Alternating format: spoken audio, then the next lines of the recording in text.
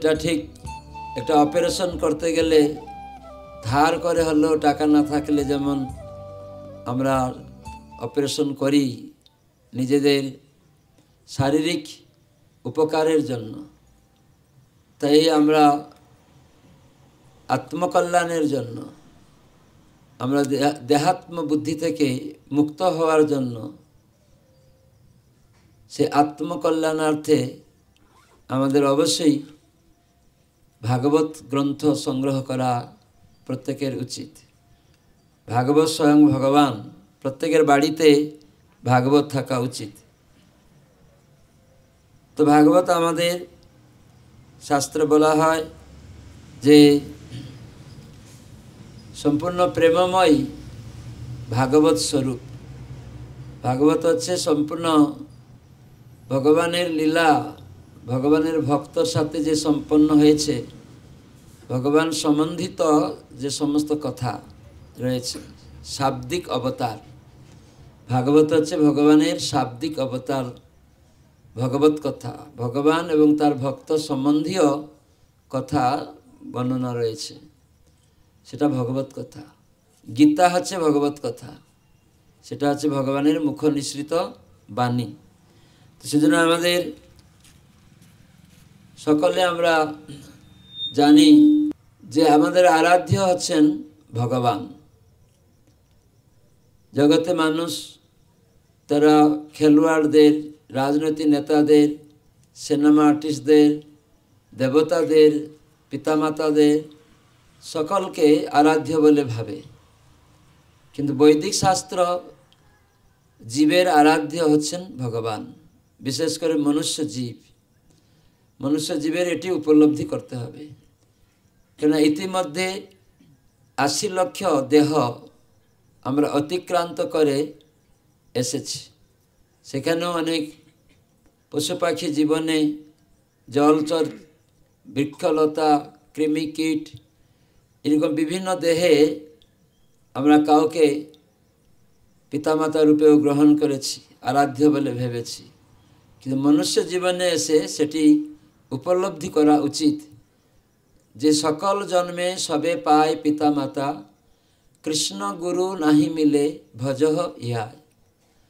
সকল জন্মে আমরা পিতামাতা পেয়েছি, তাদের হয়তো আরাধ্য ভেবেছি, কিন্তু এই মনুষ্য জীবনে আমরা গুরুদেব, যিনি ভগবানের প্রিয় প্রতিনিধি এবং ভগবান, যিনি জগতের সব কিছুর উৎস, তার আশ্রয়ে আমরা এই জগতে মুক্ত হতে পারি। কেন ভগবান হচ্ছেন একমাত্র আশ্রয়, এই জগতে আর কেউ আশ্রয় নয়। তো তার আশ্রয় পেতে গেলে তার প্রতিনিধির মাধ্যমে যেতে হয়। সেজন্য গুরু কৃষ্ণ ভজহ হিয়ায়। সকল জন্মে আমরা পিতামাতা পাচ্ছি, কিন্তু এই জীবনেও পিতামাতা পেয়েছি, কিন্তু এখানে শাস্ত্র বলে গুরু এবং কৃষ্ণ, তার আরাধনা করা উচিত, তাকে ভজনা করা উচিত। তো সেজন্য কৃষ্ণ ভজন গুরুর মাধ্যমেই লাভ হয়। শিবজি পার্বতী একটা প্রশ্ন করেছিলেন, পার্বতী মাতা। সবাই পার্বতী মাতার নাম শুনেছেন? হ্যাঁ, পার্বতী শিবের পত্নী। তিনি জিজ্ঞাসা করেছেন শিবজিকে, হে নাথ, এই জগতে আপনাকে সবাই আরাধনা করছে, আমি দেখছি, কিন্তু আপনি আবার কার আরাধনা করছেন? সর্বদা ধ্যানস্থ রয়েছেন, মালা জপ করছেন। শিবজি দেখবেন মালা জপ করছেন ধ্যানস্থ হয়ে। শিব শব্দের অর্থ হচ্ছে মঙ্গলময়। তো শিব সকলের মঙ্গল কামনা করেন। শিব হচ্ছেন বৈষ্ণবানাং যথা শম্ভু, সমস্ত বৈষ্ণবদের মধ্যে তিনি হচ্ছেন শ্রেষ্ঠ। শিবজি ভগবানের নাম সর্বদা করেন, ভাগবত সর্বদা তিনি শুনেন। তিনি বলেন, আমি যে ক্ষণটা ভগবানের নাম কীর্তন করি না, সেই ক্ষণটা আমার কাছে অশুভ। যে দিনটা আমি ভাগবত শ্রবণ করি না, অধ্যয়ন করি না, সেই দিনটা আমার কাছে দুর্দিন। তো এই শিবজি তিনি পার্বতীকে বলেছিলেন যে, পার্বতী, আমি আরাধনা করি সকলের आराधनार श्रेष्ठ आराधना जे समस्त आराधनार मध्य आराधनानां जत प्रकार आराधना आछे जगते आराधनानां सर्वेषां समस्त आराधनार मध्य सर्वश्रेष्ठ आराधना विष्णु आराधनां परम परम आराधना आमी से विष्णुर आराधना करी और तार थेके आमी आरो श्रेष्ठ एकजनेर आराधना करी तार अर्चना करी पूजा करी तिनी हलेन के ना तस्मात् परतरं देवी तार थेकेও आरो श्रेष्ठ परतरम तो परम बोलें और परतरम बोलेছেন तारो एकजन व्यक्ति आछे परतरं देवी तदीयानाम समर्चनम तदीय तो माने भगवान विष्णुर जे भक्त से आमार काछे आराध्य तेटी आमी करे थाकी तो माने भक्तरा सर्वदा भक्त एवं भगवान दुईजनेर आराधना करे और शिवजी केन विष्णु भक्त के कृष्णेर भक्त के आरो बेशी श्रेष्ठ बोलें ना ये विष्णु भक्त वैष्णव बा कृष्ण भक्त काष्ण तादेर द्वारा कृष्ण के जाना जाए स्वयं आमरा निजे जानते पारी ना भगवान यदि आमादेर सामने एसे उपस्थित हबेन आमरा कि बुझते पारबो आमरा बुझते पारबो ना अनेक लोक बोले जे जा ना देखी दुई नयने कखनो गुरु शास्त्रर वचने आमी विश्वास करी ना ग्रामे गंजे छड़ा बोले ना एखाने बोले थेरुबालिते क्यों बोले ना किन्तु बेंगले पश्चिमबंगे जेई भगवानेर कथा बला हबे तखन एरकम सहजिया गुरुरा बा अनेक विभ्रांत व्यक्ति जारा समस्त अल्प बुद्धि तारा एरकम बोलबे आछे आमरा ये सब विश्वास करी ना देखी दुई नयने किछु जो देखते ना पाई तो आमरा विश्वास करी ना तो आमरा तादेर उदाहरण देई अनेक जिनिस जे बाबा के तो देखा जाए ना जन्म देवार समय ताहले एनाके बाबा बोले केन स्वीकार करलेन तखन चुप हो जाए बोले माँ बोले दिएছে এটা তোর बाबा ताहले वेद माता शास्त्र হচ্ছে वेद माता स्वरूप सात प्रकार मातार मध्य वेद माता जे ज्ञानेर देवे आमाके माँ जेमन ज्ञान दिए बोलছে এটা তোমার बाबा बाबा सामने घुरलेও पुत्र की बुझते पारबे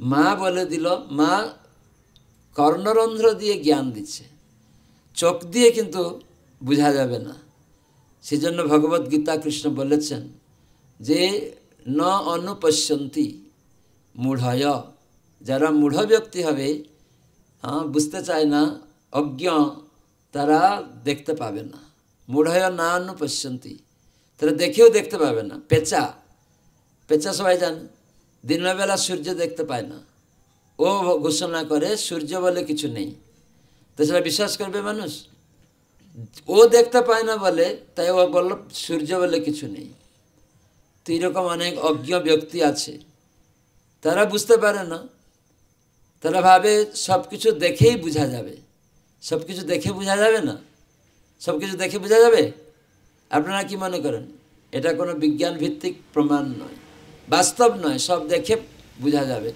निजेदेर मुखटा तो देखा जाए ना आयनार माध्यमे देखते हय माध्यम लागबे ताहले आमरा सबकिछु देखते देखेও बुझते पारबो ना ताई माध्यम लागबे जे सेटाके बुझार जन्य माध्यम लागबे तो सेजন্য पश्यन्ति ज्ञान चक्षुषा शास्त्र बोले ज्ञान चक्षु द्वारा बुझा जाबे देखा जाबे तो ज्ञान चक्षुटा कि के बोलते पारे ज्ञान चक्षुटा कि कान कान হচ্ছে ज्ञान चक्षु যখন আপনি শুনবেন তখন বুঝতে পারবেন এটা উদাহরণ দিলে বুঝতে পারবেন তো একবার উড়িষ্যাতে আজ থেকে 45 বছর পূর্বে তো আমাদের ইসকন ভক্ত আমরা একটা স্কুলে গিয়েছিলাম উড়িষ্যা বালেশ্বর জেলায় তো ওখানে 700 ছাত্র সম্মানিত ছাত্র ছাত্রী 70-80 জন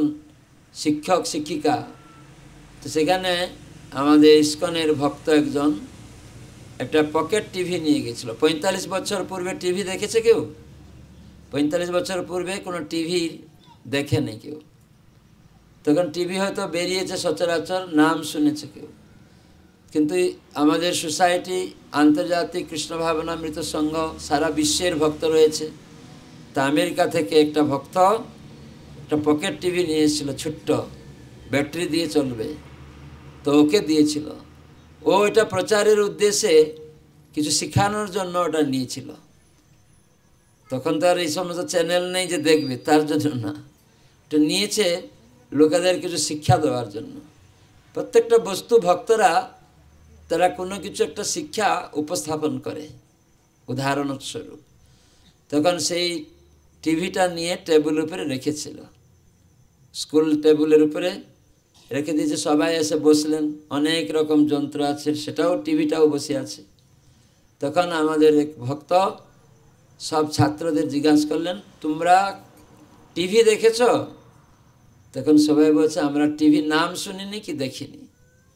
তাহলে আপনারা বলুন, টিভিটা টেবিল উপরে ছিল কেন? কেউ বলতে পারলো না। বলুন, টিভিটা দেখছে, টেবিল উপরে আছে। যখন জিজ্ঞাসা করলো আপনারা টিভি দেখেছেন, তখন সবাই বলছে আমরা টিভির নাম শুনিনি কি দেখিওনি। তাহলে টেবিল উপরে টিভিটাতেই ছিল। তখন শিক্ষকদের জিজ্ঞাসা করা বললো, আমরা নাম শুনেছি, আমাদের বালেশ্বরে শহরে একটা টিভি এসছে, কিন্তু আমরা এখন পর্যন্ত চোখে দেখিনি। তারা শুনেছে টিভি বলে একটা যন্ত্র, কিন্তু তারা দেখেওনি। টিভি নামটা গেলে শুনেছে, অথচ টিভিটা ওখানে বসে আছে টেবিল উপরে। কেন টিভিটা ওইটাই যে টিভি কেন বলতে পারলো না? কে বলতে পারে? হ্যাঁ, কে বলতে পারেন? যখন সেই প্রভু বলে টিভি বলতে একটা বক্সের মতো, তার সামনে কাচের মতো আছে, তাতে কানেক্ট করলে তার লাইট জ্বলে উঠবে। যখন উনি বলতে বলতে ওই কানেক্ট করে দিয়েছে, ব্যাটারি সুইচ অন করে দিয়েছে, তখন লাইট ঝকমক ঝকমক করবে, এরকম বলেছে। তখন সঙ্গে সঙ্গে বলছে আমরা টিভি দেখেছি। কোথায়? বলছে এই তো টেবিল উপরে রয়েছে। তখন আগে তো তোমরা এটা দেখেছিলে বসতে, কেন তখন বলতে পারো না এটা টিভি? তাই আমরা যা চোখে দেখেই যে বিশ্বাস করতে পারবো এটা সেই বস্তু, তো মানে আমাদের জ্ঞান লাগবে, জ্ঞানচক্ষু লাগবে, শ্রবণ লাগবে, যে কে কি বস্তুটাকে শুনতে হবে প্রথমে, কীরকম সেটা। সে জ্ঞান না থাকলে আপনি চোখে দেখে কি বুঝতে পারবেন? বুঝতে পারবেন না। এই জন্য মা বলে তোর বাবা এটা, তোর দাদা এটা, যখন জ্ঞান দিচ্ছে, চোখে তো দেখছে অনেকেই, সেজন্য মা সব বুঝিয়ে দিচ্ছে, এটা তোর বাবা, এটা তোর দাদা, আমি তোমার মা, মা মা বলো, এইসব শিখাচ্ছে না? তো শুনে শুনে জ্ঞানচক্ষু হচ্ছে। তারপরে দেখলেই, শুনে জ্ঞানচক্ষু হয়ে গেলে তখন দেখেই এটা আমার বাবা, এরকম বলে বলে দিবে, হ্যাঁ কি না? ঠিক সেরকমই। তো সেজন্য মহাজনরা মনুষ্য সমাজকে পথ দেখান। আমরা নিজে নিজে কোন পথটা কি গ্রহণ করব, ভালো মন্দ আমরা বুঝব না। মহাজনরা তারা হচ্ছেন ভগবানের প্রতিনিধিত্ব করেন। তাদের থেকে আমাদের আধ্যাত্মিক মার্গ, ভক্তি মার্গ আমাদের শ্রবণ করে গ্রহণ করতে হয়, সেটা জানা যায়। মনুষ্য জীবনে আধ্যাত্মিক মার্গতে আসা উচিত, আত্মজ্ঞান লাভ করা উচিত। দেহাত্মবুদ্ধিতে মানুষ ভুলে যায়, হিতাহিত জ্ঞান থাকে না, তাই সমাজে কত উৎকণ্ঠা, হতাশা, উদ্বেগ। কারণ কি তার জিজ্ঞাসাও করে না। দুঃখ চাই না, কেন দুঃখ আসে সেটাও জিজ্ঞাসা করে না। কেন দুঃখ আসে? আমি তো অ্যাক্সিডেন্টটা চাইনি, আমার আঙুলটা কেটে যাক চাইনি। বটিতে দেখলাম একটা মাদাজি সবজি আমান্য করতে করতে হঠাৎ করে তার হাতটা কেটে গেল। উনি কি চেয়েছিল? কেউ কি চান বটিতে হাতটা কেটে যাক? কেউ চান না। কেউ কি চান কড়াইতে উত্তপ্ত হয়েছে লঙ্কা দিয়ে, হঠাৎ করে বাস্ট করলো, চোখে এসে পড়ে গেল? আপনি কি চাইছিলেন? চাননি। আমরা এই পশ্চিম উড়িষ্যায় একটা বাড়িতে গিয়েছিলাম মনে হয়, তখন হঠাৎ করে প্রেসার কুকার বাস্ট হয়ে গেল। সে মাতাজির এইখানে এসে লাগলো আঘাত, ফুলে গেল, সঙ্গে সঙ্গে হসপিটাল নিতে হলো। তারপরে ফুলে গেছে, সেখানে বরফ দিয়ে কোনো কিছু। সে কি চাইছিল? কেউ চায় না। কিন্তু আমরা সবাই সুখ চাই, শান্তিতে থাকতে চাই, কিন্তু আমরা চাই না। কিন্তু আমাদের জীবনে এসব চলে আসছে, কি কারণ? এটা কারো প্রশ্ন করা উচিত। পশু পাখিরা প্রশ্ন করতে পারে না, মনুষ্য অন্তত প্রশ্ন করা উচিত। যদি আমরা এটা কারণ জিজ্ঞাসা না করি তাহলে সে পশু ভি নরা নাম, সে দ্বিপদ পশু। কোনো প্রশ্ন করলো না, কেন হলো, আমি অ্যাক্সিডেন্ট চাইনি কেন, আমি দরিদ্র হতে চাইনি কেন, ওই পাশের বাড়ি ধনী, বা আমার একই ভাই, আমরা সেপারেট হয়ে গেলাম, ও ভাই চাকরি করে বড় বিল্ডিং বানালো, তারই আমি ছোট ভাই, বাবা চলে গেছে, এখন আমি গাছের নিচে থাকি। হয় না, দেখা যায় না? একই পরিবারের দুই ভাই, কারো ঘর নেই, খড়ের ঘর, কারো বিল্ডিং। কি কারণ? তো এই সমস্ত প্রশ্ন মানুষ করা উচিত। কেউ খেতে পাচ্ছে, কেউ খেতে পায় না, এসব জানা উচিত। সেজন্য শ্রীমদ্ ভাগবত, গীতা ইত্যাদি শাস্ত্র আমাদের ভক্ত সঙ্গে শ্রবণের মাধ্যমে আমরা এই জ্ঞান লাভ করতে পারি। জ্ঞানচক্ষু আসবে, জ্ঞানচক্ষু দ্বারা বোঝা যাবে, দেখে বোঝা যাবে না কিছু। তো সেজন্য ভাগবত শাস্ত্র বলে যে কর্মণা দৈব নেত্রেণ জন্তুর দেহ উপপতয়ে। জন্তু মানে জীব, আত্মা, আমি এই বিভিন্ন দেহ লাভ করি। সৎ অসৎ জুনি জন্মসু, সৎ জুনি অসৎ জুনি, ব্রাহ্মণ কুলে আবার মুচির কুলে, একদম নিচে, ধনীর ঘরে গরিবের ঘরে, দেখতে সুন্দর অসুন্দর, প্রধানমন্ত্রীর পদ আছে আবার কারো নেই, আবার প্রধানমন্ত্রীর পদ আছে আবার চলে গেল। তো এরকমই বিভিন্ন জিনিস বৈদিক শাস্ত্রে সাধু সঙ্গে সেগুলি আমরা শাস্ত্র আলোচনার মাধ্যমে শুনে জ্ঞান চক্ষু দ্বারা উপলব্ধি করতে হবে, এবং সেই উপলব্ধি করে তদনুযায়ী মনুষ্য জীবনকে যদি আমরা কাজে লাগাই এবং সেইভাবে অনুশীলন করি তাহলে আমরা সার্থক হবে। যে না, আমি চাই না এরকম দুঃখ, তো সেটা কেন হলো, তো সেটা যখন বুঝতে পারবেন তাহলে বোঝা যাবে যে না, আমার কর্মের দোষ, পূর্বের কর্মের দোষ। আমরা হয়তো দেখিনি, এখন ভদ্রলোক মনে হয়, কিন্তু আমাদের জীবনে অনেক রকম অশান্তি হচ্ছে। তখন অনেক লোক আমাদের দাবি করে। আমি এসেছিলাম উড়িষ্যার একটা জায়গায়, আমরা আগে আসতাম, গাড়ি ওখানে রাখতাম। আমাদের গুরু মহারাজও এসেছিলেন, ওনার একটা বড় গাড়ি ছিল, জার্মানের গাড়ি। ওটা ছিল 85-এ, 85 সালে। তখন উড়িষ্যাতে আমরা এসেছিলাম। তো একটা জায়গায় গুরু মহারাজ যাবেন, ছিল জয়প্রতাপ স্বামী গুরুদেব। তখন সেখানে একটা ব্লক কাছে গাড়িটা সমিল ছিল। তো এই সমিলের ভিতরে আমরা রাখলাম। ওদের সাথে একটু আমাদের পরিচয় হয়েছিল, আমরা আসতাম মাঝে মাঝে। ভক্তি পুরুষোত্তম স্বামী মহারাজ, আমি, গৌরাঙ্গ প্রেম স্বামী মহারাজ, আমরা প্রচার করতাম উড়িষ্যার বিভিন্ন জায়গাতে, গ্রামে গঞ্জে শহরে যেতাম। তখন আমাদের নিজস্ব তখন গাড়িও ছিল না, ট্রেনে বাসে আসতাম। তো আমাদের গুরু মহারাজ একটা বড় গাড়ি ছিল প্রোগ্রামের জন্য, জার্মান বাস। এখন যে সমস্ত ভলভো বাস দেখতে উঁচু বড়, ওটা জার্মানের গাড়ি ছিল, পাসপোর্ট নিয়ে রাখতে হতো। ওটা বেশিরভাগ বাংলাদেশেই থাকতো। গৌর পূর্ণিমার সময় সেই গাড়িটা আসতো ইন্ডিয়ায়, আর গুরু মহারাজ 1 মাস বিভিন্ন জায়গাতে উড়িষ্যা বেঙ্গল ঘুরতেন। তো একবার গুরু মহারাজ চাইলেন এক ভক্ত তার সাথে দেখা করবেন উড়িষ্যায়। তো আমি এই সময় প্রোগ্রাম হচ্ছিল 85-এ, এ পুরা উড়িষ্যাতে অনেক অনুষ্ঠান হচ্ছিল। আগে উড়িষ্যাতে কেউ ইস্কনকে জানতো না, 85-এর আগে। তখন এইভাবে বড় অনুষ্ঠান আমরা করতাম। তো একটা সমিলে আমরা রাখতাম গিয়ে, তো পরিচয় ছিল। তো আমরা যখন দ্বিতীয়বার এসেছি, সেই লোক সাথে দেখা হয়েছে, সমিলের মালিক। সে তখন আমাদের জিজ্ঞাসা করছে, আচ্ছা ভগবান বলে কিছু আছে? আমি জিজ্ঞাসা করছি। আমি বললাম কেন? না, আপনারা আসতেন এখানে, আমারই সমিল ছিল, এখন আমার সমিল নেই, এখানে আপনারা গাড়ি রাখতেন।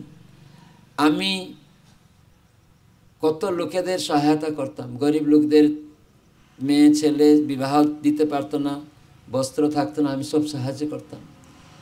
কিন্তু ভগবান যদি থাকে তাহলে আমার সেই সব আত্মীয়রা যাদের আমি সাহায্য করছিলাম তারাই আমার পিছনে লেগে আমার সমিল চলে গেল, আমার ব্যবসা চলে গেল, বিভিন্ন রকম দিক চলে গেল। আমি এখন সাধারণ হয়ে গেছি। আমি তো জীবনে কারো কোনো ক্ষতি করিনি, বরঞ্চ উপকার করেছি। আমার এই জীবন যতদিন আমি দেখছি, ও বলছে কারো তো আমি ক্ষতি করিনি, কেন আমার জীবনে এরাই আমার শত্রু হয়ে দাঁড়ালো, আমার সমিল নিয়ে নিল, ধন সম্পদ সব, ব্যবসা সব চলে গেল। এখন আমি সাধারণের মতো, দেখো আমি, আপনারা দেখেছেন আসে কত আমি রাজকীয় থাকতাম। তখন উনি বলছে ভগবান বলে কিছু নেই, আমার বিশ্বাস হয় না। কেন এরকম হবে? এরকম অনেক লোকেরই ধারণা হয়, মানে পেলে ভগবান আছে, না পেলে ভগবান নেই। এটা হচ্ছে অজ্ঞানতা, এটা হচ্ছে অল্প বুদ্ধি ব্যক্তিদের চিন্তাধারা। গান্ধারীরও এরকম প্রশ্ন কৃষ্ণের কাছে ছিল। গান্ধারী নাম শুনেছেন সবাই? দুর্যোধনের মা গান্ধারী, সেও এরকম প্রশ্ন করছিল কৃষ্ণকে, কৃষ্ণ তুমি অযথা আমার সব 100 সন্তানকে হত্যা করে দিলে, এটা কীরকম করলে? দোষারোপ করছে কৃষ্ণকে। তখন কৃষ্ণ স্বয়ং ভগবান, তিনি আমাদের কি করছি না করছি, কি স্মরণ করছি, তিনি সব জানেন। কত কত জন্ম ধরে আমরা এই দেহ গ্রহণ করছি, আত্মা বিভিন্ন দেহতে যাচ্ছি, সেটা কৃষ্ণ জানেন। তখন গান্ধারীকে তার পূর্বের 100 জন্মের ঘটনা, 100 জন্মের পূর্বের ঘটনা তাকে দেখালেন কৃষ্ণ, যে তুমি এক কচ্ছপের 100 ডিমকে নষ্ট করেছিলে পূর্ব জীবনে, 100 জন্ম পূর্বে। তখন এখন সেই তোমার সন্তান, 100টা সন্তান, তাই বধ হয়ে গেল। যেমন কর্ম তেমন ফল, তার অপোজিট রিয়াকশন আছে কর্মের, না? তো এই জ্ঞান মনুষ্য করা উচিত। তখন গান্ধারী চুপ হয়ে গেল। কৃষ্ণকে যে দোষারোপ করছিল, তখন আবার প্রশ্ন করছে, আচ্ছা কৃষ্ণ ঠিক আছে, আমি পূর্বে 100টা কচ্ছপকে হত্যা করেছিলাম, ডিমকে মেরেছিলাম শিশুদের, তাহলে এখন আমার সন্তান মারা গেল, তাহলে 100 জন্ম আমার লাগলো কেন? সেই পরে পরে কেন ঘটলো না? 100টা জন্ম লেগে গেল আমাকে, কেন সেই পরের জন্মেই সেরকম হলো না? আমার বললো 100টা পুত্রের মাতা হতে গেলে প্রচুর তপস্যা করতে হবে। সাধারণ কেউ 100টা সন্তানের মা হওয়া চারটিখানি কথা নয়, তাকে কতটা মানে তপস্বী পুণ্যকর্মা হতে হবে, যার ফলে 100 সন্তানের মা হতে পারবে। তো তোমাকে 100টা জন্ম লেগে গেল এই 100টা সন্তানের মা হওয়ার জন্য, তপস্যা। তো সেরকম আমরা অনেক সময় কোন জন্মে কি করেছি আমরা জানি না, এই জীবনেও কত কিছু আমরা করছি। সেজন্য প্রারব্ধ অপ্রারব্ধ খণ্ডাইতে নারে, এটা ঘটবে, ভক্তদেরও ঘটছে। অনেকে বলে আপনার এত হরিভজন করছেন, নানা রোগ, এই সেই সমস্যা, ভক্তরা আনন্দ লাভ করে যে কৃষ্ণ আমি পূর্বের এই সব ঘটনা করেছিলাম, আজ তুমি আমার এই ভক্তির প্রভাবে তুমি খণ্ডন করে দিচ্ছ। তো ভক্ত আনন্দে এটাকে বরণ করে নেয়। সেজন্য ভক্তরা অনেক নানা কষ্ট, খেতে নেই, কারো কারো গরিব, কেউ নানা রোগ, বিভিন্ন কেউ বদনাম সমস্যা, এরকম সব আসছে, তবে ও হরিনাম ভগবানের সেবা ছাড়ে না, প্রসাদ ছাড়ে না, সাধুসঙ্গ বন্ধ করে না। ও জানে যে গত পূর্ব জীবনের এই সব ঘটনা আমাকে শাস্তি পেতে হচ্ছে। এই জীবনে কৃষ্ণ আমি তোমাকে পেয়েছি, তাই আমার জীবনে তুমি তাড়াতাড়ি এই ঘটনাগুলি তুমি কি করছো না, ধ্বংস করে দিচ্ছ। ভক্তির প্রভাবে শাস্ত্রে ব্রহ্মাজি বলছেন, ভক্তির দ্বারা কর্মানি নির্দহতি, কর্ম পূর্বের কর্ম দগ্ধীভূত করে দেবে, ধ্বংস করে দেবে। কীভাবে ধ্বংসীভূত করছে না, এই যে ভক্তিতে আরম্ভ করার ফলে তাড়াতাড়ি আমার ওই পূর্বের সব কর্মগুলি ভগবান কী করছেন না, কমিয়ে দিচ্ছেন। বড় কিছু হওয়ার কথা সেটা ছোট করে তিনি কাটিয়ে দিচ্ছেন। কারো হয়তো এমন একটা অ্যাক্সিডেন্ট হচ্ছিল, মৃত্যু ছিল, কিন্তু সেখানে দেখা গেল একটা পা ভেঙে গেল, অজ্ঞান হয়ে গেল, আবার হসপিটাল থেকে মুক্ত হয়ে চলে এলো। এই জিনিসটা মানুষ জানে না। সেজন্য পূর্ব কর্ম অনুসারে আমাদের শাস্তি পেতে হবে। কিন্তু ভগবত ভক্তি করার উদ্দেশ্য হচ্ছে যাতে আর আমি ওই ধরনের পাপকর্মতে নিযুক্ত না হই। ভগবান সেটা আমাকে তাড়াতাড়ি ভুগিয়ে নেবেন, আর পরে আমার ভুগতে হবে না, যে ভক্তির প্রভাবে আমি ভগবত ধামে চলে যাব। তাহলে এই জগতে যে কর্মফল ভোগ করতে হয় বারংবার, কেন এই জগতে থাকলেই বারবার আমাদের দ্বন্দ্বের মধ্যে পড়তে হবে। এই জগৎটা দ্বন্দ্বময় জগৎ, দুঃখালয়। এটা শাস্তি দেওয়ার জন্য জেলখানায় কেন পাঠানো হয়? শাস্তি দেওয়ার জন্য, সংশোধনের জন্য। জেলখানাকে সংশোধনাগার বলা হয় এখন, না? ওটা আসলেই তাই। আগে জেল বলা হতো, কিন্তু এখন লিখছে সংশোধনাগার। কিন্তু শাস্ত্র বলে সংশোধনাগার। তো এই জড়জগৎটা হচ্ছে সংশোধনাগার। আমাদের বিভিন্ন শাস্তি দিয়ে ভগবান তাড়াতাড়ি সংশোধন করিয়ে তার কাছে ফিরিয়ে নিয়ে যাওয়ার, মানে নিজের বাড়িতে ফিরিয়ে নিয়ে যাওয়ার জন্যই। তো দেখুন, পুলিশকে কে ভয় পায় বলুন? পুলিশকে কে ভয় পায়? সরকারি কার্যকলাপে যারা অবমাননা করে তারা কিন্তু ভয় পায়। কিন্তু যারা কিছু অবমাননা করে না, সরকারি কার্যে সর্বদা তারা সচেতন হয়ে তারা কার্যকলাপ করে, তাদের সামনে হাজারো পুলিশ, বড় অফিসাররা পাশে তাদের গায়ে ঘেঁষলেও কিছু একটিলেও ভয় পায় না। কিন্তু যারা দুষ্কৃতকারী তারা পুলিশ দেখলে লুকায়, এখানে চলে যায়, সেখানে যায়, আর গালাগালি করে, পুলিশরা কেন এখানে আসছে, তোমরা কেন আসতে দিচ্ছ, এরকম করে তাড়াবে। হ্যাঁ কি না?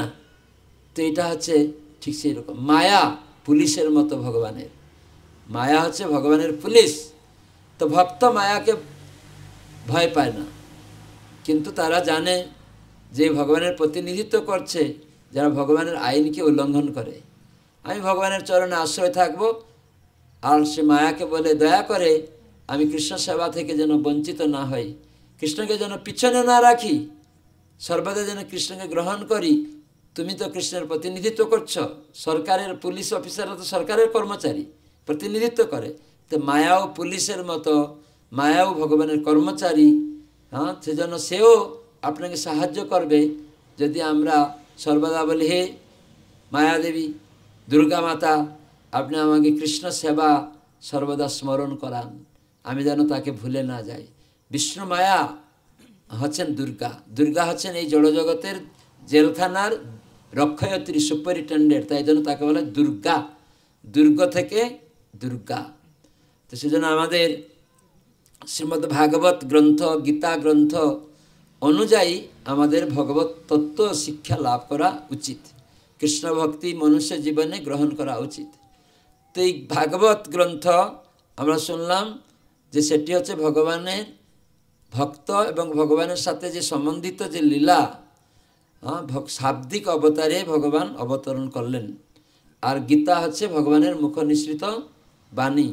যেমন আমরা জানি মৎস্যকুলে ভগবান এসেছেন, সাধারণ মাছ নয়। কচ্ছপ রূপে এসেছেন, সাধারণ কচ্ছপ নয়। বরাহদেব রূপে এসেছেন, সাধারণ শুকর নয়।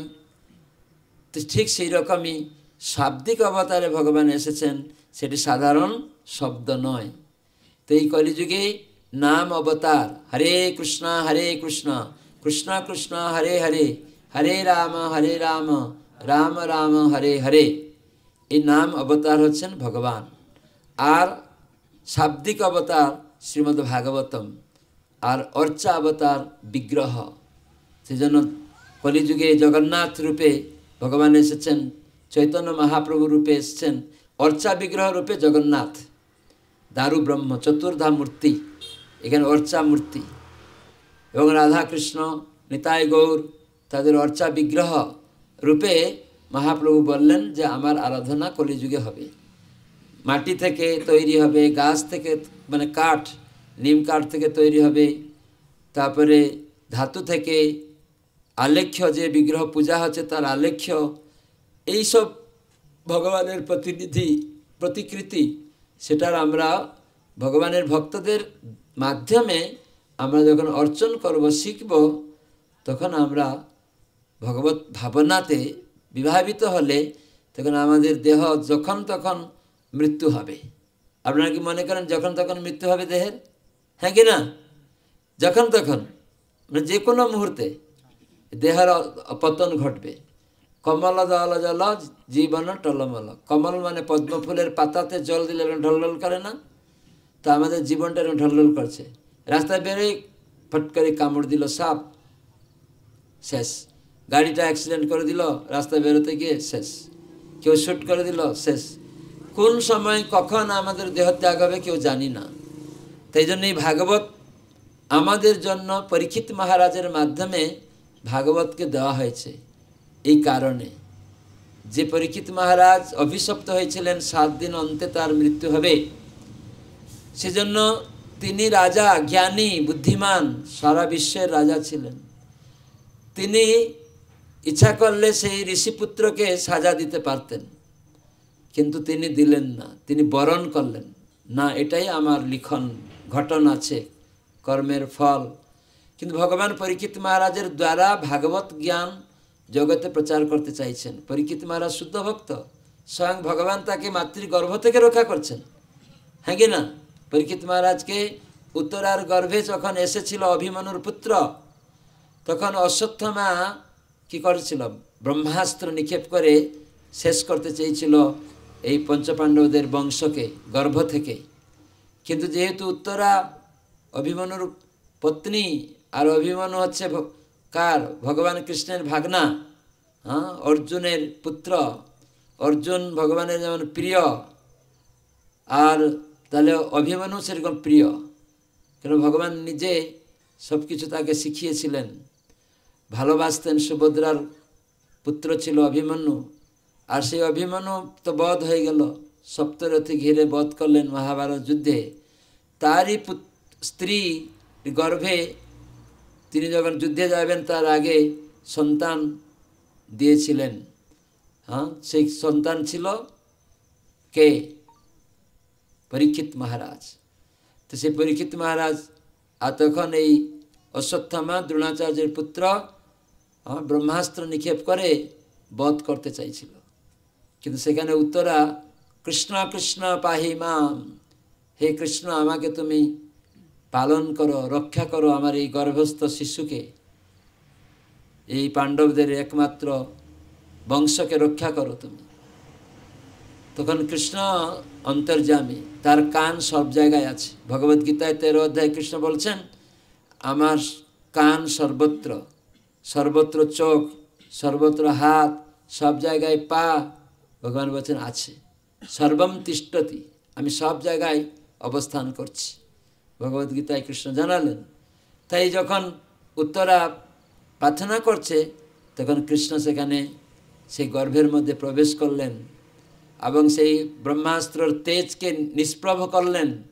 ভগবান ছাড়া কেউ নিষ্প্রভ করতে পারে না, কেন ব্রহ্মাস্ত্র অত্যন্ত মানে কি বলে প্রাণদায়ী, কেউ সেটা থেকে রক্ষা পেতে পারে না। পাশুপত্য অস্ত্র, নারায়ণাস্ত্র এবং ব্রহ্মাস্ত্র এগুলি খুব ডেঞ্জারাস। তো সে ধ্বংস করে দিবে, একদম প্রলয় করে দিবে। তো সেই অস্ত্রের প্রকোপ থেকে ভগবান কৃষ্ণ তিনি গর্ভের মধ্যে প্রবেশ করেছিলেন। তার মানে ভগবান বাইরেও আছেন, আবার গর্ভের ভিতরেও প্রবেশ করছেন। সে উত্তরার গর্ভে পরীক্ষিত মহারাজ দেখছেন তাকে কিভাবে রক্ষা করছে একজন এসে সুদর্শন চক্রের দ্বারা প্রহার করে। সেই সুদর্শন চক্র আরও তেজস্বী ব্রহ্মাস্ত্র থেকে সে নিষ্প্রভ করে দিল। তো সেই পরীক্ষিত মহারাজ যাকে ভগবান স্বয়ং রক্ষা করেছেন, তাহলে তার এরকম অভিশপ্ত হলো, মৃত্যু হবে, তিনি বরণ করছেন। আমাদের যদি কেউ এরকম কিছু আজকাল বলে দেয়, আমরা তার প্রতিশোধ নেওয়ার চেষ্টা করি, তাই না? ভক্ত কখনো এরকম করে না। যে সত্যিকারে ভক্ত হবে তারা প্রতিশোধ মনোবৃত্তি নেই, তাদের হিংসা মনোভাব নেই, সেটা আসুরিক সর্বদা। তো সেজন্য সেই শ্রীমদ্ ভাগবত গ্রন্থ আমাদের সমাজে জগৎবাসীকে মনুষ্য জীবনে আমরা পাবো বলে। কেন কলিযুগে শাস্ত্র বলা হয় যখন দ্বাপর যুগে শেষে কৃষ্ণ অন্তর্ধান করলেন, তখন ধর্ম জ্ঞানাদি বিসহ, ধর্ম এবং জ্ঞান তিনি এসেছিলেন প্রতিষ্ঠা করতে, ধর্ম জ্ঞান, এবং তিনি যখন অন্তর্ধান করছেন তার সঙ্গে সঙ্গে চলে গেছে। তখন কলিযুগে এই ধর্ম জ্ঞান কোথা থেকে শিক্ষা হবে? তখন তো কৃষ্ণ স্বয়ং ছিলেন, ধর্ম জ্ঞান শিখাচ্ছিলেন, তো কলিযুগে কে শিখাবে? তো সেই জন্য শাস্ত্রে বলা হয়েছে যে অধুনা পুরাণর্ক উদিত, যে এই কলের মানুষের যে ভগবত চক্ষু নেই, তাই জন্য তাদের জন্য পুরানো অর্ক উদিত অধুনা। এখন সে পুরানো অর্ক, পুরানো সূর্য অন্ধকারকে দূরীভূত করবে, অজ্ঞানতাকে দূরীভূত করবে এবং দিব্য জ্ঞান প্রদান করবে। আমি কে, আমি দুঃখ চাই না, কেন দুঃখ আসছে, ভগবানকে, তার সাথে আমার সম্বন্ধ কি, এই জড়া প্রকৃতিটা কি, এই সব জ্ঞান এই ভাগবত থেকে আর গীতা থেকে আমরা লাভ করব। সেই জন্য গীতা ভাগবত ভগবানের স্বরূপ, স্বয়ং ভগবান। ভগবানের দ্বাদশ যে অঙ্গ রয়েছে, সেজন্য ভাগবতের 12টা স্কন্ধ আছে, 12টা স্কন্ধ। 2টা পা হচ্ছে ভগবানের প্রথম স্কন্ধ, দ্বিতীয় স্কন্ধ। তবে জঙ্ঘ 2টি হচ্ছে তৃতীয় স্কন্ধ, চতুর্থ স্কন্ধ। পঞ্চম স্কন্ধ হচ্ছে নাভি, আর ষষ্ঠ স্কন্ধ হচ্ছে বক্ষস্থল ভগবানের। 2টি বাহু হচ্ছে সপ্তম অষ্টম, কণ্ঠ হচ্ছে নবম স্কন্ধ, মুখমণ্ডল হচ্ছে দশম স্কন্ধ, কপাল হচ্ছে 11 স্কন্ধ, আর শিরদেশ হচ্ছে 12 স্কন্ধ। এইরকম 12 স্কন্ধযুক্ত শ্রীমদ্ ভাগবত। উড়িষ্যায় 13 স্কন্ধ বলে। ওটা মহাপ্রভু যখন পুরীতে ছিলেন উনি বলেছেন অতি বাড়ি ওটা। ব্যাসদেবকে কথাকে না মেনে নিজের মন গড়া এটা করা হয়েছে। উড়িষ্যার লোক 13 স্কন্ধ বলে, শাস্ত্রতে এটা নেই। 12 স্কন্ধযুক্ত পদ্মপুরাণে তার প্রমাণ রয়েছে। সঙ্গে সঙ্গে মহাপ্রভু স্বয়ং ভগবান কৃষ্ণ তিনি শিক্ষা দিয়েছেন। তাই এখানে উড়িষ্যার লোকেরা কিছু বিভ্রান্ত থাকে। সেখানে যাই হোক, তবুও কিছু ভাগবত তত্ত্ব সেখানে প্রকাশ রয়েছে, কিন্তু 13 স্কন্ধ ভাগবত নয়, 12 স্কন্ধযুক্ত পদ্মপুরাণে এরকম সুন্দর শ্লোকও দেওয়া হয়েছে। তো আমরা এই ভাগবত জ্ঞান লাভ করি। ভাগবত হচ্ছে 2 প্রকার, বুঝতে পারছেন? 2 প্রকার ভাগবত। চৈতন্য মহাপ্রভু এসে শিখালেন, নিত্যানন্দ প্রভু আর চৈতন্য মহাপ্রভু এসে জানালেন। শ্রীকৃষ্ণ চৈতন্য আর প্রভু নিত্যানন্দ, যাহার প্রকাশে সর্ব জগত আনন্দ। 2 ভাগবতের সঙ্গে করাইয়া সাক্ষাৎকার। চৈতন্য নিত্যানন্দ কি করলেন? গৌরাঙ্গ আর নিত্যানন্দ 2 ভাগবতের সঙ্গে করাইয়া সাক্ষাৎকার। জীবের অজ্ঞানতম কইল নাশ। আমাদের অজ্ঞানতা যে অন্ধকার তমসায় আমরা আচ্ছন্ন, সেটা থেকে আমাদের মুক্ত করলেন। তম উত্তম করালেন, উদ্গত তম, তমরু উত্থিত করলেন তম থেকে। সেটা কি না, আমরা এই দেহ নই। ভাগবত জ্ঞানে ভক্ত সঙ্গে 2 প্রকার ভাগবত, এক গ্রন্থ ভাগবত আর ব্যক্তি ভাগবত। ব্যক্তি ভাগবত হচ্ছে ভগবানের প্রিয় ভক্ত, তাকে বলা হয় ব্যক্তি ভাগবত। সদ্গুরু, তিনি জীবন্ত শাস্ত্রের মতো। তার থেকে আমরা এই শাস্ত্রের কথা যদি শুনবো তাহলে বাস্তবায়িত হবে, সেজন্য তিনি শিখান এসে। সদ্গুরু, যে কোনো গুরু, আজকাল তো গুরু আছে। শিবজি বলছেন পার্বতীকে, গুরু বহুব, শিষ্যের বিত অপহরণ করবে, টাকা পয়সা চুরি করবে, আর লোককে ভেলকিবাজি দেখাবে, এরকম গুরু অনেক থাকবে। কিন্তু শিষ্যের দুঃখকে মোচন করবে। কি দুঃখ? গীতায় যেটি বলেছেন কৃষ্ণ, গুরুর কাজ সেটা, জন্ম মৃত্যু জরা ব্যাধির কবল থেকে মুক্ত করবে ভগবত তত্ত্বজ্ঞান দেওয়ার মাধ্যমে, আত্মজ্ঞান দেওয়ার মাধ্যমে। আমরা কিন্তু এই দেহ নই, আমরা সবাই আত্মা, বুঝতে পারছেন? দেহের আমাদের পরিচয় হচ্ছে অনিত্য পরিচয়।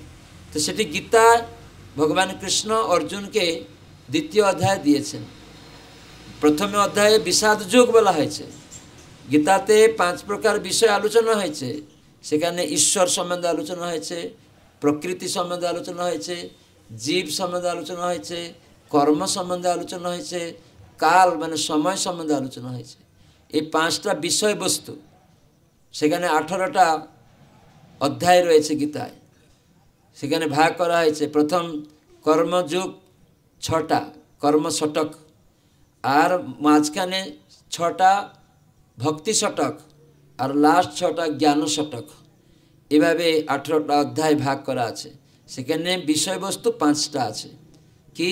ঈশ্বর, তার মানে ভগবান কে, এটি ব্যাখ্যা করা হয়েছে। আমরা মানুষের ভগবান বুঝতে পারি না, ভগবানের কার্যকলাপ জানি না, সেজন্য ইস্কন কি করছে? ভগবত তত্ত্বজ্ঞান জগতে প্রচার করছে। ভগবত তত্ত্ব মানে কি? তত্ত্ব মানে সত্য জিনিসটা, নিরাট সত্য যেটা বাস্তব জিনিসটাকে সেই ভগবত তত্ত্ব হচ্ছে যে ভগবান হচ্ছেন আসলে সব কিছুর উৎস, যেটি গীতায় কৃষ্ণ বলছে, ওইটা ইস্কন প্রচার করছে। ইস্কন বলছে না যে আমি তোমাদের রক্ষাকর্তা পালনকর্তা, ভগবান রক্ষাকর্তা পালনকর্তা। ভগবান মাটি জল আকাশ আগুন বায়ুর সব কিছুর উৎস। ইস্কনের ভক্তরা বলে না না সরকার সব দিচ্ছে, সরকারকে ভোট দাও। ইস্কন ভক্তরা এরকম বলে না। ইস্কন ভক্তরা বলে গীতা ভাগবত থেকে তারা কৃষ্ণ ভক্তি শিখায়। তো সেজন্য ইস্কনের উদ্দেশ্য এইগুলি যে ভগবত তত্ত্বজ্ঞান মানুষ ভুলে গেছে। তারা ভাবে আমি কর্তা, আমার থেকে সব আসছে, আমি এই বাড়ি করলাম, আরে মহাশয় আমি এই ছেলে মেয়েদের ভরণ পোষণ দিচ্ছি, এরকম বলে না সবাই, অহংকার করে। আপনারা করেন কি না? আমি করলাম। কিন্তু যদি ভগবান মাটিটা নিয়ে নেবেন, জলটা নিয়ে নেবেন, বৃষ্টি বন্ধ করে দিবেন, আপনি কোথায় যাবেন? কি করবেন? হাঁটার মাটিই পাবেন না। বৃষ্টি না হলে চাষবাস হবে না, খাওয়া দাওয়া কী পারবেন? হয়তো আপনি প্রথমে কিছু টাকা রেখে দিয়েছিলেন, ব্যবসা করে কোটি টাকা রেখে দিয়েছেন, ভাবলেন সবাই না খেতে পেলেও আমি খেতে পাবো।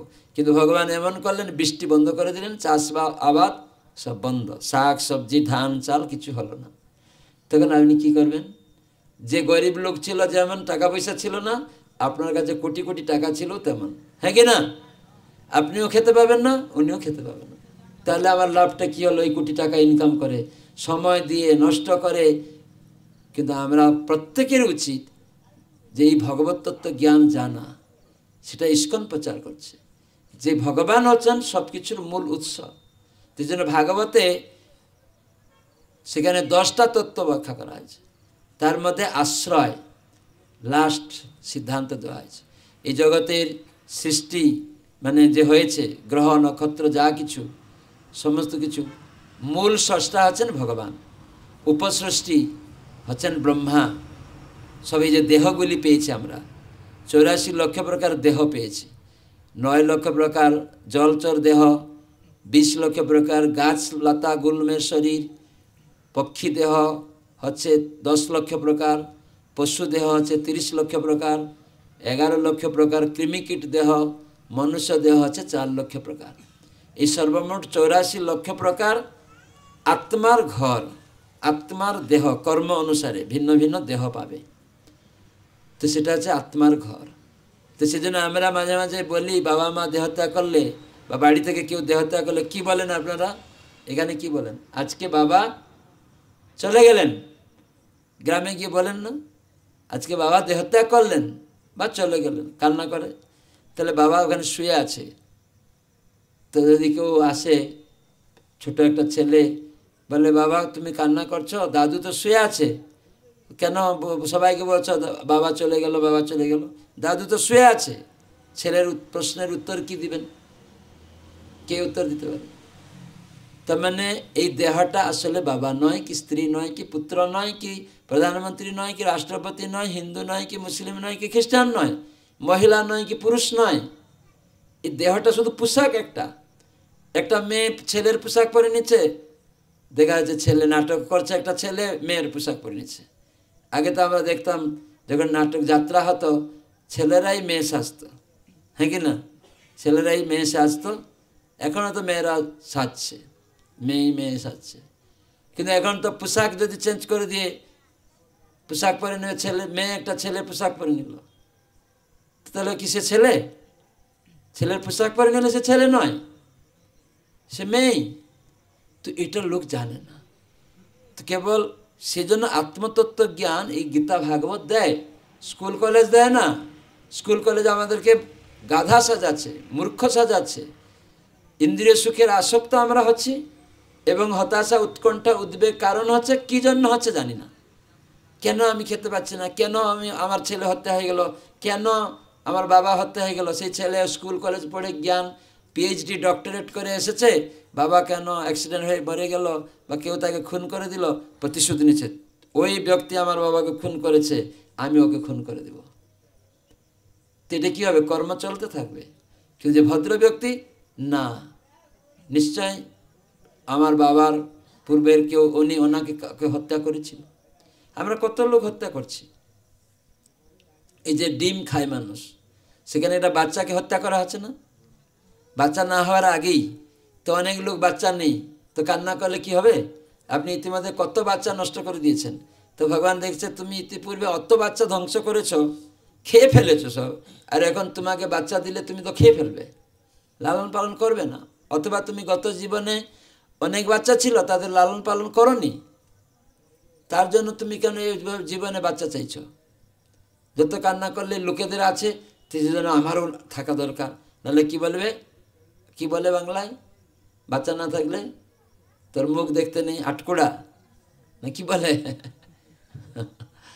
তো যাই হোক, তো আমাদের এই জন্য ভাগবত জ্ঞান, শাস্ত্র জ্ঞান ভক্তর সঙ্গে লাভ করতে হবে। তো সেজন্য এই ভাগবত কী করে আমাদের? ভাগবত হচ্ছে আমাদের অসাধুতাকে সাধুতা দান করবে। যখন কেউ ভাগবতের আশ্রয়ে আসবে, সে অসাধুকে সাধুতা দান করবে। এখানে লিখছেন সনাতন গোস্বামী, তিনি লিখছেন অসাধু সাধুতা দায়নে অতি নিচ উচ্চতা করম। অসাধুকে সাধুতা দান করবে, অতি নিচ ব্যক্তিকে উচ্চতায় প্রদান করবে, উচ্চ আসন দান করবে।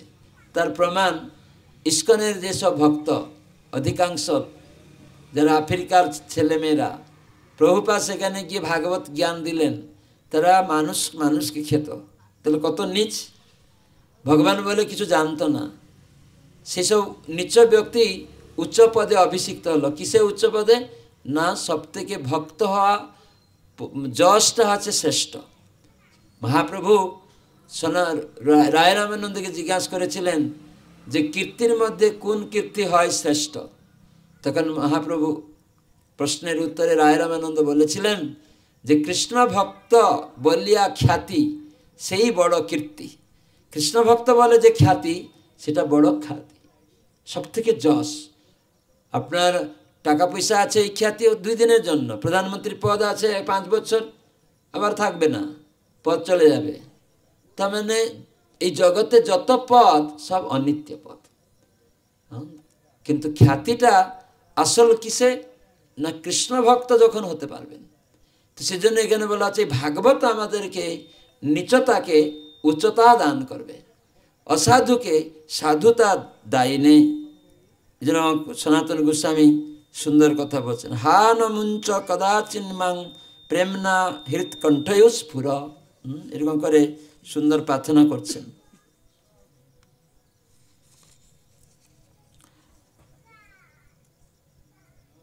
তুমি এখানে বলছেন, হে ভাগবত, তুমি অসাধুকেও সাধুতা দান করো, অতি নিচ জনকেও উচ্চতা দান করো। হ্যাঁ, আমাকে কখনো ত্যাগ করো না। এরকম প্রার্থনা করতে হবে ভাগবতের কাছে। তুমি আমাকে কখনো ত্যাগ করো না, আমার হৃদয়ে ও কণ্ঠে প্রেম ভরে স্ফূর্তিপ্রাপ্ত হও, তোমাকে আমি নমস্কার করি।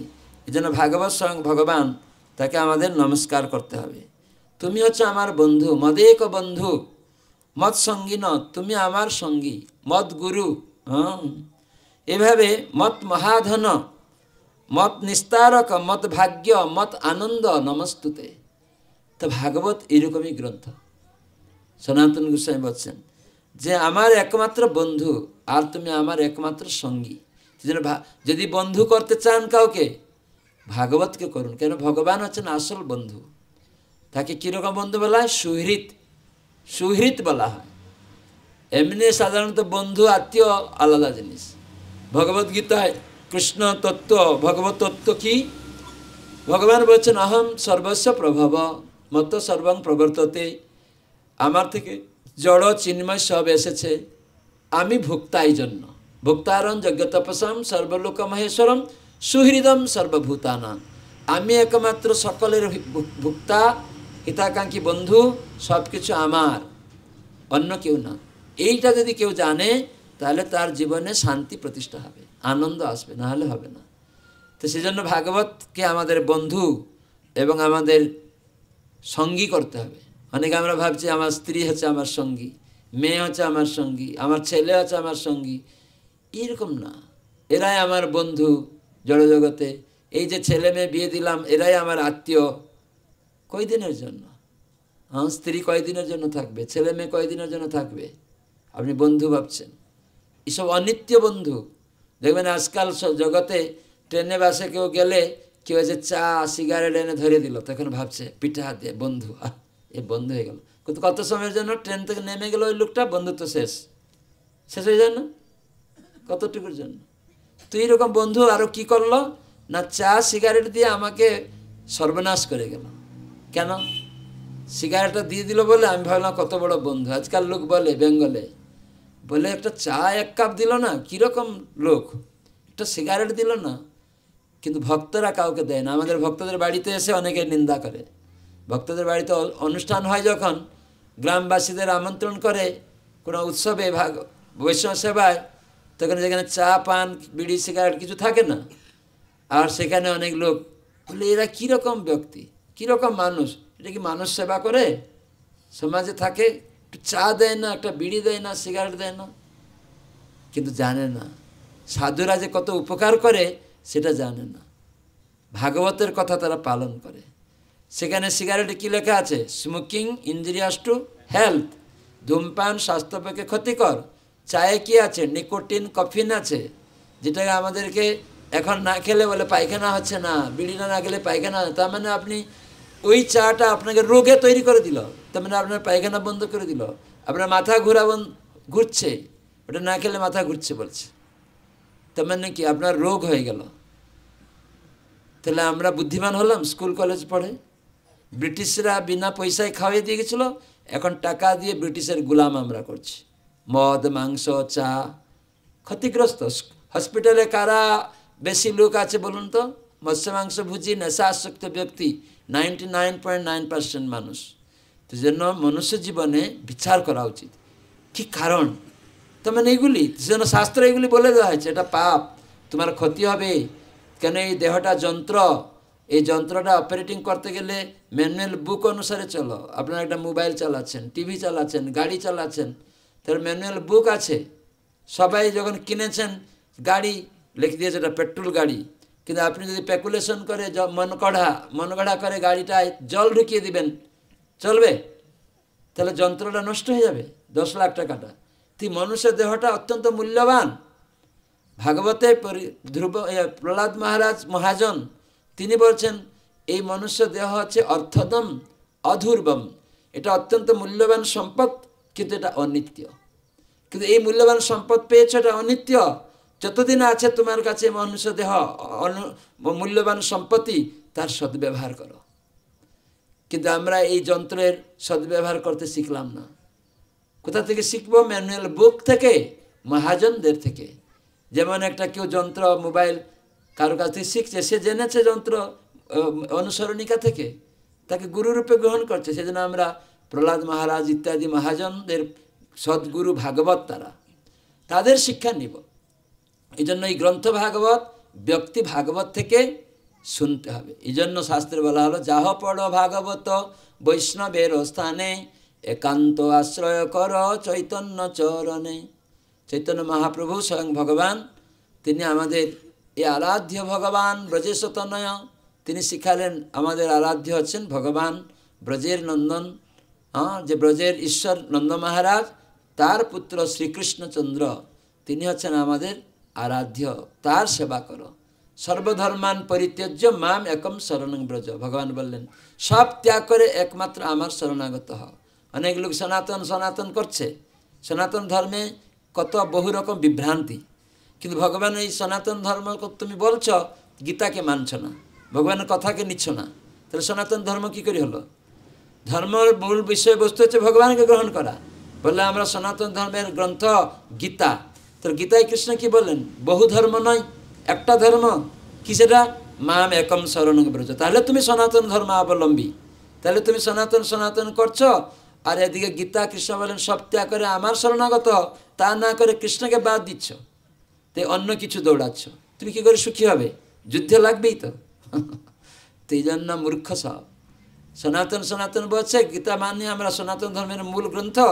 কৃষ্ণ তিনি বলছেন আমি হচ্ছি সনাতন পুরুষ, তুমি আত্মা, তুমিও তার আমার অংশ, তাই কর্তব্য তুমি যে সমস্ত উপাধি নিয়ে বসে আছো দেহের, এটা সেটা সব করছো, ওইসব ত্যাগ করো। মাম একম শরণাম ব্রজ, সর্বধর্মান পরিত্যজ। তুমি অনেক ধর্ম দেখাচ্ছ সনাতন ধর্মে, ধর্ম একটা না করে তুমি সনাতন ধর্মে বহুবিধ পথ মত দেখানোর চেষ্টা করছো, সেটা বিভ্রান্ত। কৃষ্ণ যেটা বলছেন, গীতা মানছি, কৃষ্ণকে মানছি না, তাহলে ওই ধর্মের কি মূল হলো? সেজন্য ভাগবত বলছেন ধর্মং মূলহি ভগবান। তার মানে ভগবানকে যদি আমি না জানলাম, বেদ ঐশ্য সর্বৈর অহমেব বেদ্য, শাস্ত্রের বেদ পুরাণের উপনিষদের মূল বিষয়বস্তু হচ্ছে ভগবানের সেবাতে জুড়িয়ে যাওয়া, অংশগ্রহণ করা। আমাকে বলা হলো হরিনাম করো, গীতায় বলছেন, আমরা করব না। এই কলিযুগে জপযজ্ঞ শ্রেষ্ঠ ভগবানের নাম, সেটা আমরা করব না। আমরা গিয়ে কালী কালী, দুর্গা দুর্গা, শিব শিব, দেশের সেবা করব, এটা করব। আরে সবগুলি দ্বারা তো এই জগতে তো করছেন, তো কোথায় হতাশা, উৎকণ্ঠা, উদ্বেগের কারণ কি? সেজন্য ভগবত আরাধনা মাধ্যমে সবাই সেবা করতে হবে, সেটাই মানব সেবা হবে। সবাইকে ভগবানকে দান করা, প্রসাদ হরিনাম দিয়ে হৃদয়ের আয়না পরিষ্কার করে জানিয়ে দেওয়া আমরা সেই মাধব ভগবানের অংশ, তার সেবক। এইটা যখন কোনো মানুষ জেনে ভগবানের সেবায় জুড়িয়ে যাবে, ওইটাই মানব সেবার দ্বারা মাধব সেবা হবে। আর না হলে আপনি ভিখারিকে চাল দিলেন আজকে, তারপরে দিন বলো খিদে, পাউরুটি দাও আবার, তাহলে তো আপনার যন্ত্রণা বাড়াচ্ছেন না। কেন খেতে পায়নি তার ইনকোয়ারি করুন, কেন পায়নি? তো অনেক লোক ভাবে এই গরিব লোককে খেতে দিলেই মানব সেবা হয়ে গেল, মাধব সেবা হয়ে গেল। না, এটা প্রতারণা করা হলো। কি করে প্রতারণা হলো? না, সে প্রতিদিন ক্ষুধার্ত থাকছে, কিন্তু তার বাবাকে ভুলে যাওয়ার ফলে সে ধনী ঘরের ছেলে, কোটিপতি ঘরের ছেলে। আপনাদের গ্রামে কেউ একটা কোটিপতি ঘরের ছেলে, আপনারা দেখলেন এই কোটিপতি ঘরের ছেলে হঠাৎ করে ওর মাথা একটু পাগল হয়ে গেল, বাড়ি থেকে চলে গেল। তখন সে সবাই আপনারা চিনেন, গ্রামের লোক সব চিনে। তখন সেই কোটিপতির লোকও খুঁজছে, সব গ্রামবাসীকে বলে দিয়েছে আমার ছেলেকে যদি কোথাও পাবেন, ও কোথায় চলে গেল আমরা খুঁজে পাচ্ছি না, তো আপনারা যদি কোথাও দেখেন ধরে নিয়ে আসবেন হাত ধরে। তখন আপনারাই দেখলেন 5 বছর পরে কেউ একজন কোনো একটা শহরে অনেক দূরে চলে গেছে, সেখানে সে ছেঁড়া কাপড় পরে আছে, কোটিপতি ঘরের ছেলে, দাড়ি চুল হয়ে গেছে। তো এই পাউরুটি দোকানে বলছে বাবু ভিক্ষে, খিদে, তখন পাউরুটি দিল। তো ওই পাউরুটির দোকানদার একে কী ভাবছে বলুন, ভিখারি না কোটিপতি ঘরের ছেলে? ভিখারি ভাবছে। কেন? জানে না ও কার ছেলে, এই জন্য ভাবছে ভিখারি। তো একটা ওরা কাশি হয়ে গেছে, তো ঔষধ দোকানে গেছে, বাবু শরীরটা অসুস্থ, একটু ঔষধ দিন। ভাবছে এটা একটা রুগী, বস্ত্রহীন হয়ে গেছে, শীত লাগছে, বাবু ওটা কম্বল দিয়ে দিল। সবাই উপকার করছে কি না? করছে। কিন্তু আপনি দেখছেন এই দৃশ্যটা, এই ছেলেটা এরকম করছে, আপনি চিনেন ওই কোটিপতি ঘরের ছেলে, কেন আপনি শুনেছিলেন আর চিনতেন। তার বাবা বলছিল হাত ধরে টেনে নিয়ে আসবি, হ্যাঁ কোথাও যদি দেখতে পাও। তখন আপনি যখন গেলেন ওর কাছে, তখন ওকে ওর নামটা বলছেন, ও বুঝতে পারবে না। তখন ওর বাবার নাম বললেন, বারবার বলছে তোর বাবার নাম অমুক, তোর গ্রাম অমুক, তুই জানিস না তোমার গ্রাম, তোমার আগে বাবার নাম যখন বলা হচ্ছে, হ্যাঁ আমার বাবা। ও তুমি কী করে জানলে? আরে তোমাদের গ্রামেরই ছেলে আমি, তুমি আমাকে বুঝতে পারছো না, আমি তোমাকে চিনি। তার মানে ওই পাউরুটি দোকানদার, ঔষধ দোকানদার, এই বস্ত্রদাতারা তাকে ভিখারি বলে চিনে, কিন্তু আপনি চিনেন কোটিপতি বলে। ঠিক সেই রকম ভগবানের ভক্তরা জানে এই জগতে যত জীব, 84 লক্ষ প্রকার জীব আত্মা, দেহ নয়। তার পূর্বের কর্ম অনুসারে ভিখারি হয়ে গেছে, কেউ পশুজনী হয়েছে, কৃমিকীট হয়েছে, গাছপালা হয়েছে, এটা ভক্ত চিনে। এই জন্য ভক্ত চেষ্টা করে তার এই আত্মিক তত্ত্বে তাকে ভগবত ধামে, তার নিজের পিতৃ আলয়ে, সেই কোটিপতির কাছে পৌঁছে দেওয়ার জন্য। মানবকে মাধবের কাছে পৌঁছে দেওয়া, মানব সেবা মানে এটাই হচ্ছে আসল সেবা। তার মানে আপনি ভাত ডাল দিতে চাইছেন, তাকে প্রসাদ দিন, তাকে বাবার নাম বলে শোনান। সেই বাবার নাম এই কলিযুগে আমাদের সকলের, হরে কৃষ্ণ কৃষ্ণ কৃষ্ণ হরে হরে, হরে রাম রাম রাম হরে হরে। এটা আসলে আমাদের পিতার নাম। এটা করার পরে নিজের পরিচয় হবে। আপনারা দেখবেন কোনো কিছু করুন, নিজের পরিচয় আগে দিয়ে কি আপনি বুঝতে পারে কেউ? বাবার পরিচয় আপনার আগে দিতে হয়, হ্যাঁ কি না? বাবার পরিচয়ে আপনি পরিচিত হবেন। ঠিক সেই রকম ভগবানের নাম করার মাধ্যমে আমার পরিচয় হবে, আমি কে এটা জানা যাবে। কিন্তু এখন আমরা সবাই বলি আমি হিন্দু, আমি মুসলিম, আমি খ্রিস্টান, আমি ভারতীয়, আমেরিকান, পাকিস্তানি। তাই হতাশা, তাই যুদ্ধ। আমি বিজেডি, বিজেপি, তৃণমূলী, কংগ্রেসি, সিপিএমই, এসব কি ভারতীয়, আমেরিকান, এসব কি দেহের পরিচয় দিয়ে যুদ্ধ চালানো হচ্ছে। তো সেই জন্য ভাগবত এই সমস্ত কিছু থেকে মুক্ত করে আমরা এই যে যাদের বন্ধু ভাবছি, ওরা কেউ বন্ধু নয়, শত্রু সব। এই জড়জগতে আমাদের শত্রুতা করছে। তার মানে এই যে মাংস খাওয়াচ্ছে বাবা মা, প্রধান শত্রু বাবা মা ছেলের। কেন না আপনার নানা রোগ তৈরি করাচ্ছে। হসপিটালে কে? মৎস্য মাংস ভুজি। আপনি বাবা নেশা করছেন, মদ খেয়ে আসছেন, ছেলে শিখল। আপনি বাবা ছেলের সামনে খারাপ টিভি দেখছেন বাবা মা, ছেলে ওটা শিখে গেল। গর্ভেতে শিশু এসেছে, আপনি মা খারাপ জিনিস দেখছেন, খুন দেখছেন, সিনেমা আর্টিস্টরা কীভাবে অবৈধ ক্রীড়া করছে, কোনো মেয়েকে টেনে নিয়ে যাচ্ছে, কোনো ছেলেকে কেউ টেনে নিয়ে যাচ্ছে, মদ খাচ্ছে, কেউ খুন করছে, কত কিছু টিভিতে আমরা দেখি না, মারামারি। তো আজকাল ছেলেমেয়েরা স্কুলে যাওয়ার সঙ্গে সঙ্গে যখন বড় হয়ে গেল, তখন ওই যে মায়ের গর্ভে শিখে এসেছিল, তখন মদের বোতল ধরছে, কাউকে খুন করে দিচ্ছে, কাউকে কত কিছু বদনাম করছে। কি কারণ? মা দায়ী। কি শিখালেন আপনি? কি দেখলেন আপনি? এটি শাস্ত্র বলে যে এই জন্য প্রহ্লাদ মহারাজ মায়ের গর্ভ থেকে শিখে এসেছিলেন। বুঝতে পারছেন? প্রহ্লাদ মহারাজ অসুরের পুত্র কি করে শিখল? ভাগবত কথা বলছে, 5 বছর শিশু স্কুলে গিয়ে সব শিখাচ্ছে, ভগবত ধর্ম করো। কিন্তু এখন স্কুল কলেজে নেই। তো সেজন্য আমাদের অনুরোধ, আপনারা এখানে যে নারায়ণ প্রভু দীক্ষা পেয়েছেন, তার পত্নী এখানে তারা অভ্যাস করছে পরিবার ভগবত ভক্তি করার জন্য। তো আপনারা নামহট্ট সংঘ মহাপ্রভু করতে বলেছিলেন। আপনারা সপ্তাহে পাড়াতে পাড়াতে 2-4 পরিবার নিয়ে বসুন, গীতা ভাগবত থেকে শুনুন, 1-2 মালা জপ করুন প্রতিদিন, আর অভ্যাস করুন কি করে আমার জীবনে আমি প্রসাদ ভুজি হব। নিরামিষ খাওয়াটা বড় কথা না, শাক সবজি তো গরু ছাগল খায়। প্রসাদ ভুজি কী করে হবো সেটার জন্য চেষ্টা। ইস্কন ভক্তরা বলে আপনারা প্রসাদ সেবা করুন, হরিনাম করুন, সাধুসঙ্গ করুন, গীতা ভাগবত পড়ুন। তাহলে কি হবে? আপনার যে খারাপ জিনিসের প্রতি আসক্তি আছে সেটা আপনার থেকে চলে যাবে। ইস্কন ভক্তরা বলেন এখনই মাছ মাংস ছেড়ে দাও, ওটা বলে না, বলে প্রসাদ খাওয়া অভ্যাস করুন, হরিনাম করা অভ্যাস করুন। তো এইগুলি আপনারা, এই জন্য ইস্কন নামহট্ট সংঘ আছে, ইস্কন অনুমোদিত সংঘ আপনারা করুন। এখানে থেরুবালিতে আমি এসেছিলাম মনে হয় 20 বছর আগে।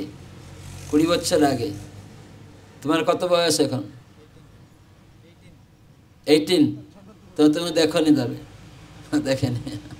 তখন আমি এসেছি, এখানে এই বাড়িটা ছিল না, মানে এই পাকা ঘরটা ছিল না থেরুবালিতে। তারপরে ওইখানে একটা কোম্পানির ইয়ে রয়েছে, হ্যাঁ, ওখানে মন্দির টন্দির আছে। আমাদের প্রথম ইস্কন মায়াপুরে পার্ক টার্ক যেমন দেওয়া ছিল, ঠিক সেরকম লাইটিং করে সব সুন্দর ছিল, বিল্ডিং টিল্ডিং। আমরা ওখানে হরিকথা বলেছিলাম বিগ্রহ সামনে। আমি 2 বার এখানে এসেছি। তারপরে অনেকবার বলছিলাম যে থেরুবালিতে আর কেন যাচ্ছি না, সেখানে কি হচ্ছে। তো নারায়ণ প্রভু দীক্ষা নাম কি যেন? নিত্য সেবক দাস অধিকারী। তো উনি মায়াপুরে এবারে নামহট্ট মেলায় গিয়েছিলেন যে মহারাজ আপনি অনেক বছর আগে এসেছিলেন কিন্তু আর আমাদের থেরুবালিতে আসছেন না। তো এবারে আমি 1 মাস টাইম দিলাম, তো এখানে রেখেছিল না। তখন আমাদের সুবল হরিপ্রভুকে আবার ওনারা জানাচ্ছে যে মহারাজ পশ্চিম উড়িষ্যা, উত্তর উড়িষ্যা, দক্ষিণ উড়িষ্যা সব জায়গায় যাচ্ছেন, থেরুবালিতে আসছে না, রায়গড়া জেলাতে আসছেন।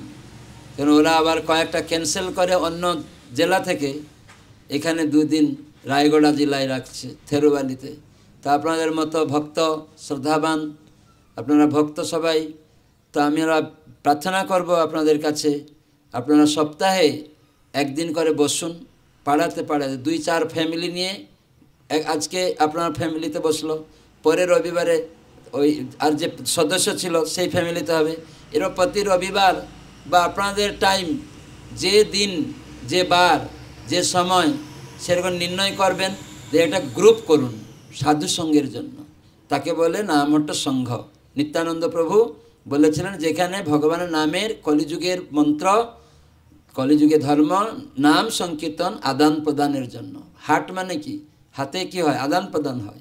ঠিক সেরকম ভক্ত সঙ্গে ভগবানের নামের আদান প্রদান, গীতা ভাগবতের শ্রবণ, একটু করে প্রসাদ পাওয়া এবং নিজেরা একমালা জপ করা, এগুলি সপ্তাহে একদিন করবেন।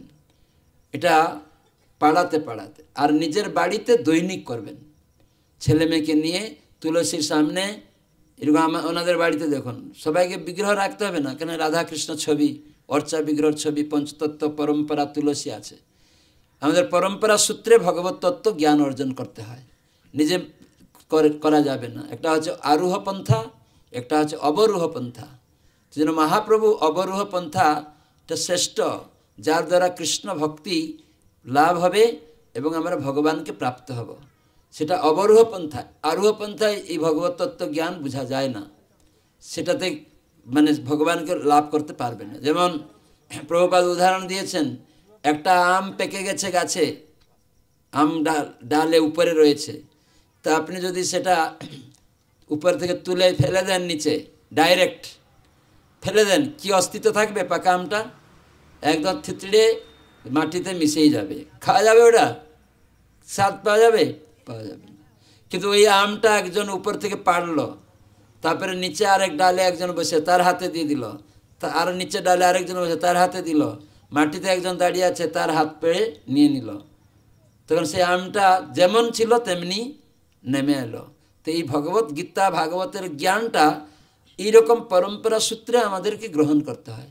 এরকম নয় ভাড়াটিয়া কীর্তনিয়া ব্যবসায়ী, সে মদ মাংস সব খায়, আপনার টাকা নিয়ে চা খাবে, মাছ খাবে, মদ খাবে, তাদেরকে বা গীতা ভাগবত পাঠক হয়ে গেছে, ব্যবসা।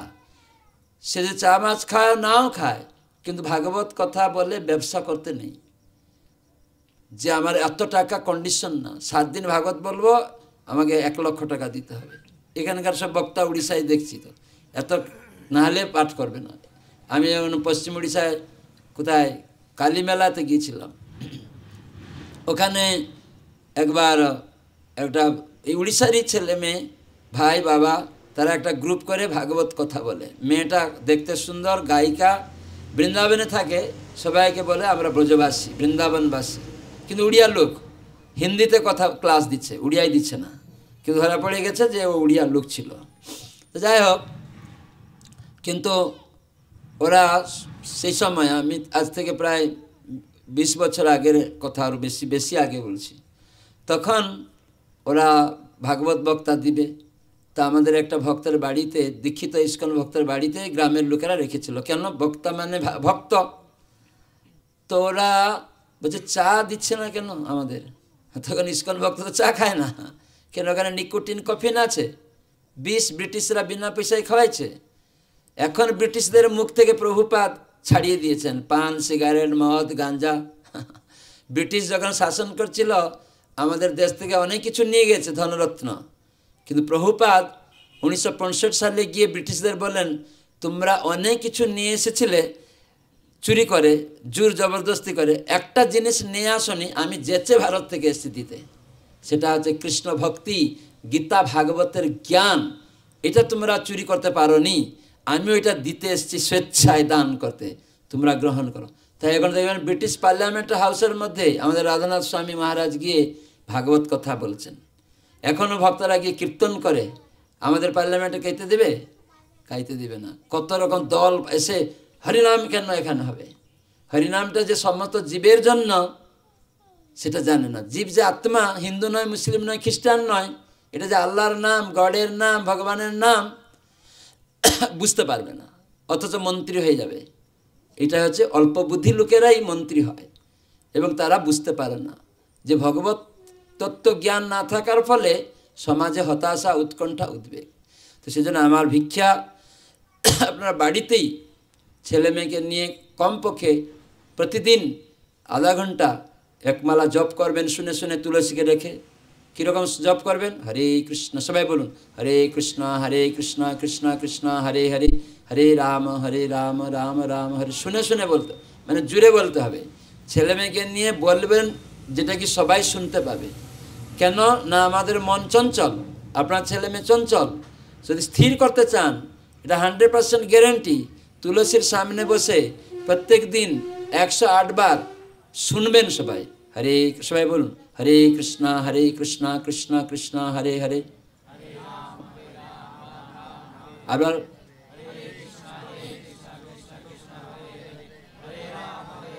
তো মানে এটা শোনার মাধ্যমে কি হচ্ছে, দুই কানে একসাথে শোনার মানে দুই কানে ঝুঁকছে, কোথায় এখানে বাজছে। যেমন স্টিরিও মাইক্রোফোন মানে হেডফোন দিয়ে দিলে এই কানে কোথায় বাজে, দুই কানে দিলেন বাজছে এখানে।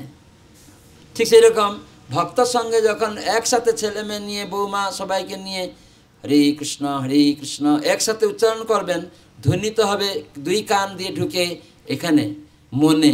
তবে না আমাদের কৃষ্ণ বলছেন যে অন্তকালে আমাকে স্মরণ করো তাহলে আমার কাছে ফিরে আসবে। এটা মনুষ্য জীবনের সাকসেস।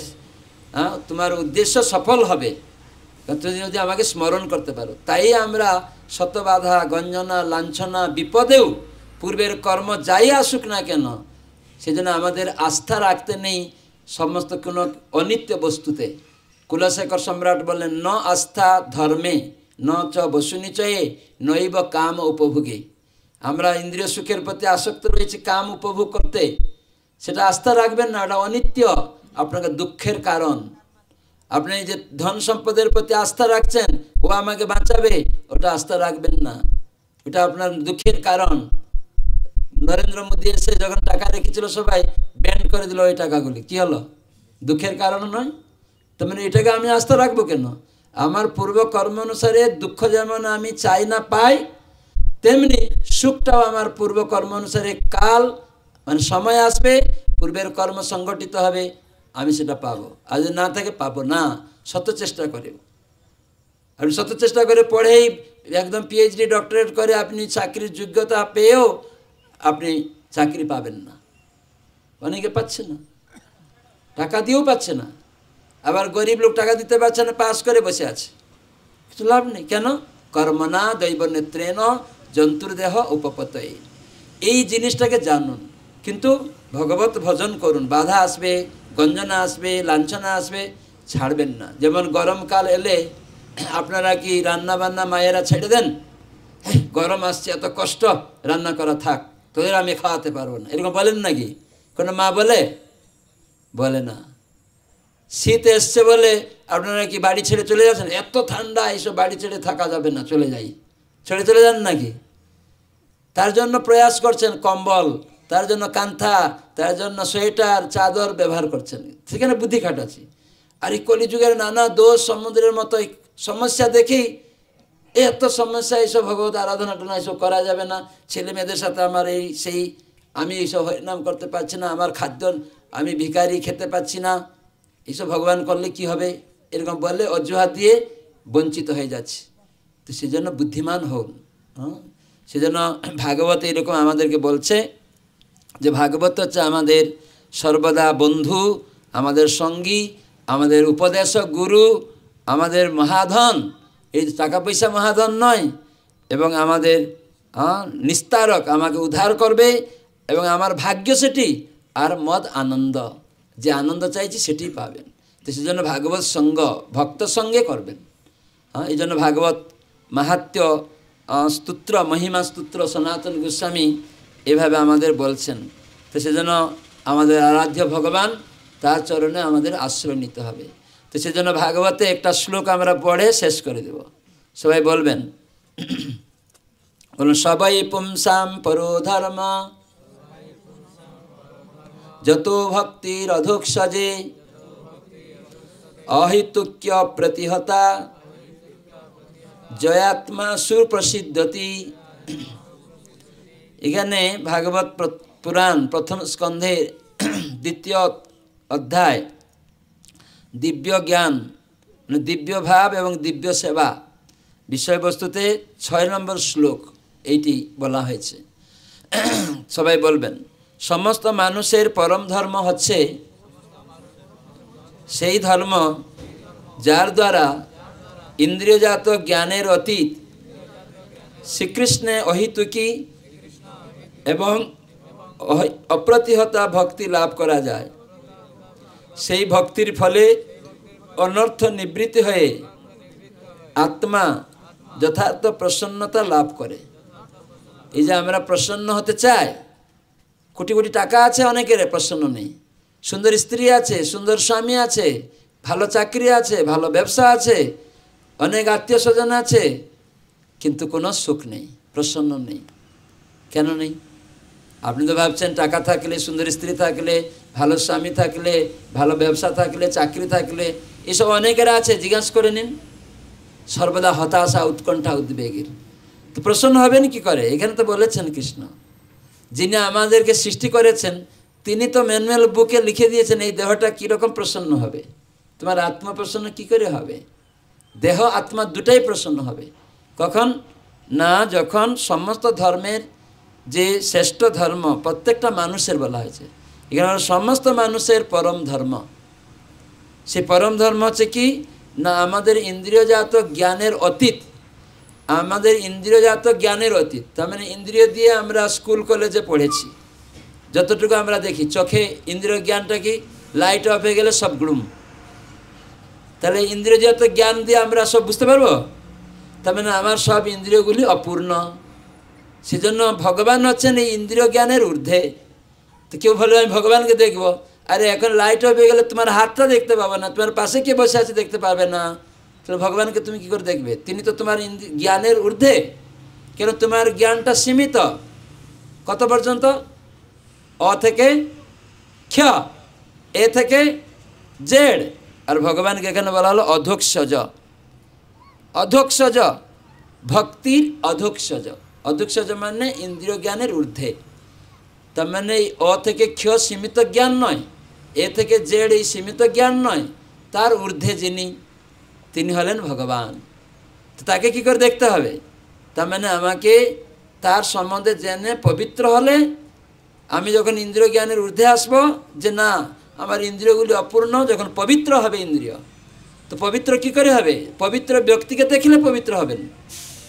সেজন্য ভগবান পবিত্র, তাই চোখ দিয়ে ভগবানকে দেখা, গীতা ভাগবত দেখা, বৈষ্ণবকে দেখা, গঙ্গা তীর্থ দর্শন করা, এই জন্য চোখ পবিত্র হবে। কানে শোনা, কৃষ্ণের কথা শোনা। যারা অপবিত্র সিনেমা আর্টিস্ট, রাজনৈতিক নেতারা অপবিত্র, তারা সব খারাপ কাজ করছে, তাদের কথা শুনে আপনি পবিত্র হবেন? তাদের মতো হয়ে যাবেন। আপনাকেও ডাকাতি চুরি করছে মদখুর, তাদের কথা শুনে আপনি মদখুর হয়ে যাবেন, আপনি অপবিত্র হয়ে যাবেন।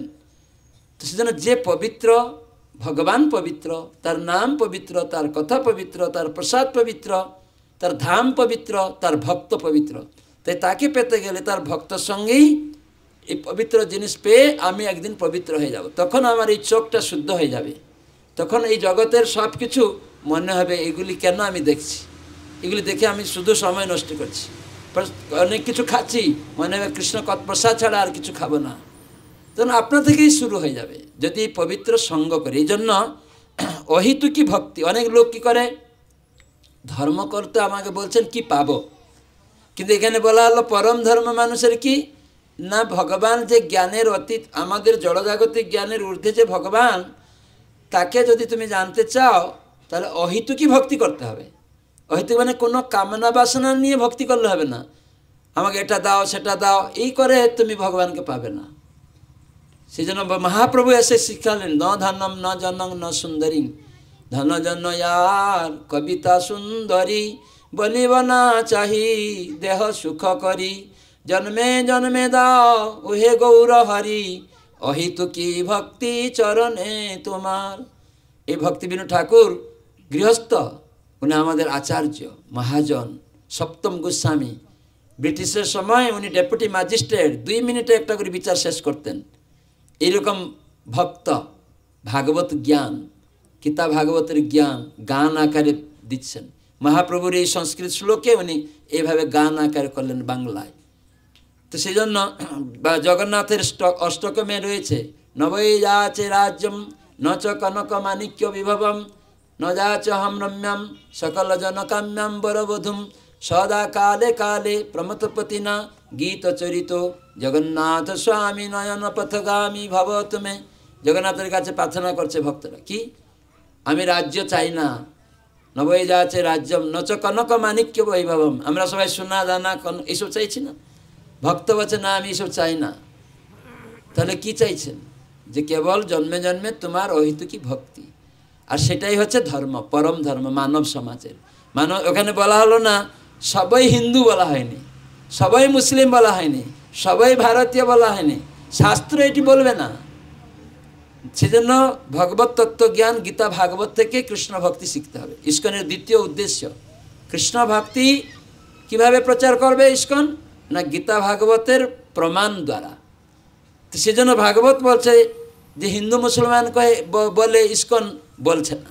ইস্কনে তো হিন্দু লোক আছে, মুসলিম লোক আছে, খ্রিস্টান লোক আছে, আমেরিকার লোক, পাকিস্তানের লোক, সবাই আছে। সেখানে তো কেউ দ্বন্দ্ব করছে না।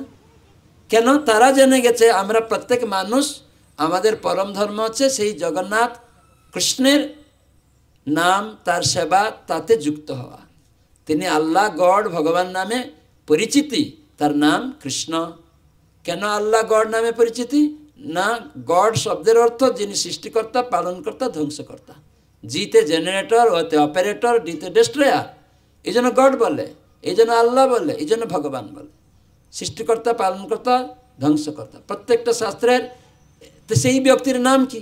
যে সৃষ্টি করে, পালন করে, ধ্বংস করে, তার নাম নেই? জগন্নাথ বলছে সবাই, তার জগতের না, তার নাম নেই? জগতের প্রভু স্বামী, তার নাম শ্রীকৃষ্ণ। এই জন্য কলিযুগে হরে কৃষ্ণ কৃষ্ণ কৃষ্ণ হরে হরে, হরে রাম রাম রাম হরে হরে। এই জন্য এখানে আমরা যদি সত্যিকারে পরিচিতি হতে চাই, দেহাত্ম বুদ্ধি থেকে মুক্ত হতে চাই, প্রকৃত আনন্দ পেতে চাই, এই জগতে দুঃখ থাকবে, বিভিন্ন রকম সমস্যা থাকবে, কিন্তু ভগবানের আশ্রয়ে এসে তখন আপনার মনে হবে না যে আমি শাকন্য খাচ্ছি, তখন মনে হবে না। আমি নিচু কুলে জন্ম হয়েছি, সেটা মনে হবে না। আমার টাকা পয়সা নেই, তখন এটা মনে হবে না। অথবা একজনের টাকা পয়সা কোটিপতি বা ব্রাহ্মণ পরিবারে বা খুব সুন্দর সব কিছু আছে, কিন্তু সর্বদা হতাশা, উৎকণ্ঠা, কোনো আনন্দ নেই।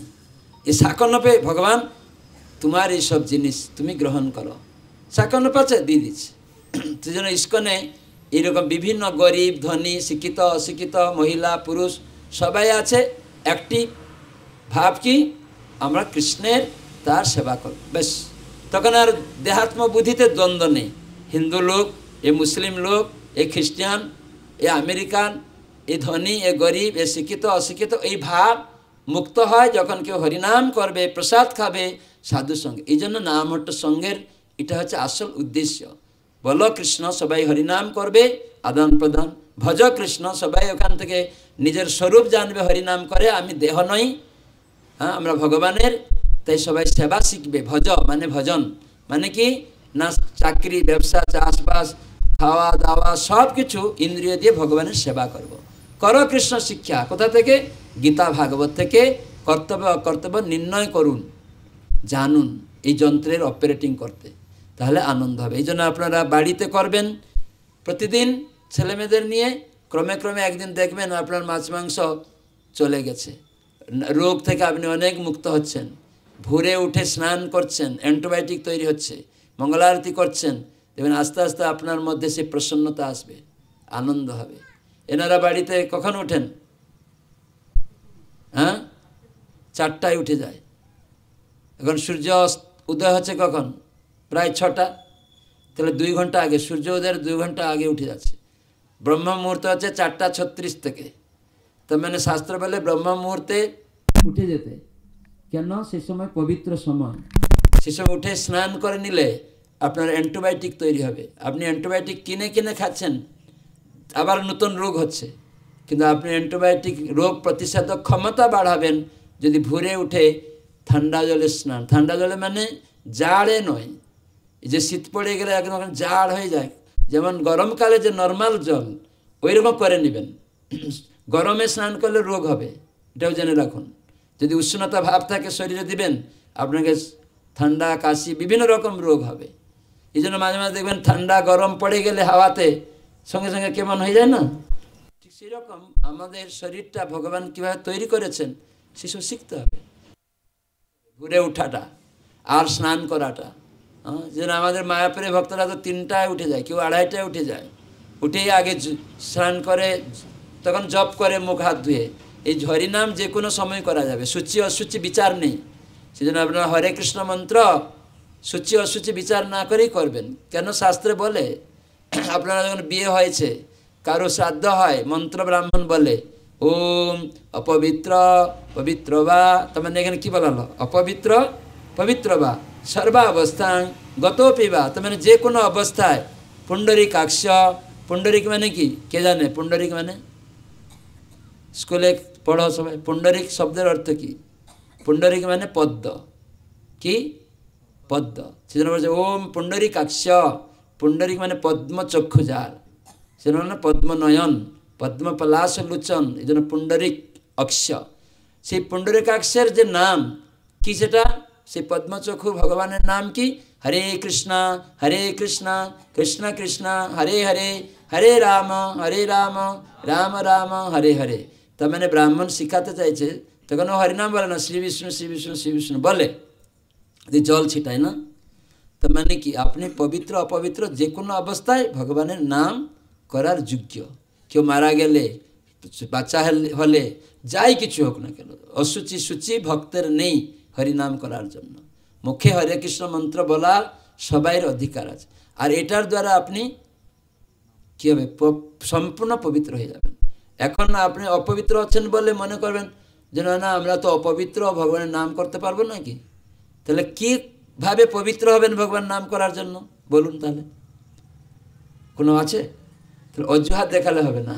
অনেক লোকের অজুহাত দেখিয়ে কেটে পড়ে, বলে না আমরা তো অপবিত্র, ভগবান তো পবিত্র, আমরা এই অপবিত্র অবস্থায় ভগবানের নাম করি না, এই জন্য আমরা এই সহ্য করি না। আরে মহাশয়, পবিত্র হবেন তাহলে আপনি কি পবিত্র হতে চান না? সেজন্য ব্রাহ্মণরা দেখবেন আপনাদের কেউ মারা গেলে কি বলে? অশুচি পালন করো বলে। বাড়িতে কেউ মারা গেলে অশৌচ পালন করেন, হ্যাঁ কি না? কি বলে? অশৌচ পালনে মাছ মাংস খাবে না, পেঁয়াজ রসুন মাছ মাংস খাবে না বলে না? তাহলে ব্রাহ্মণকে জিজ্ঞাসা করুন যে মাছ মাংস কেন খাবে না? অশুচি কি না? ওটা অশুচি জিনিস, অশুচি সব। ওটা কি? মাছ মাংসটা কি সব না? জীব সব। আত্মা চলে গেছে মানে সব হয়ে গেল। তো মানে বাবা মারা গেল, আত্মা চলে গেল বলে ছুঁইলে অশুচ হয়ে গেলাম। তারপরে বাড়িতে মৃত শরীর আনা মানেই অশুচ। তার মানে বাইরে থেকে মাছ মাংস মানে আনা মৃত শরীর, তো মানে ওটা অশুচ। এই জন্য ব্রাহ্মণ বললো তোমরা অশুচি পালন করো, মানে মাছ মাংস খাবে না।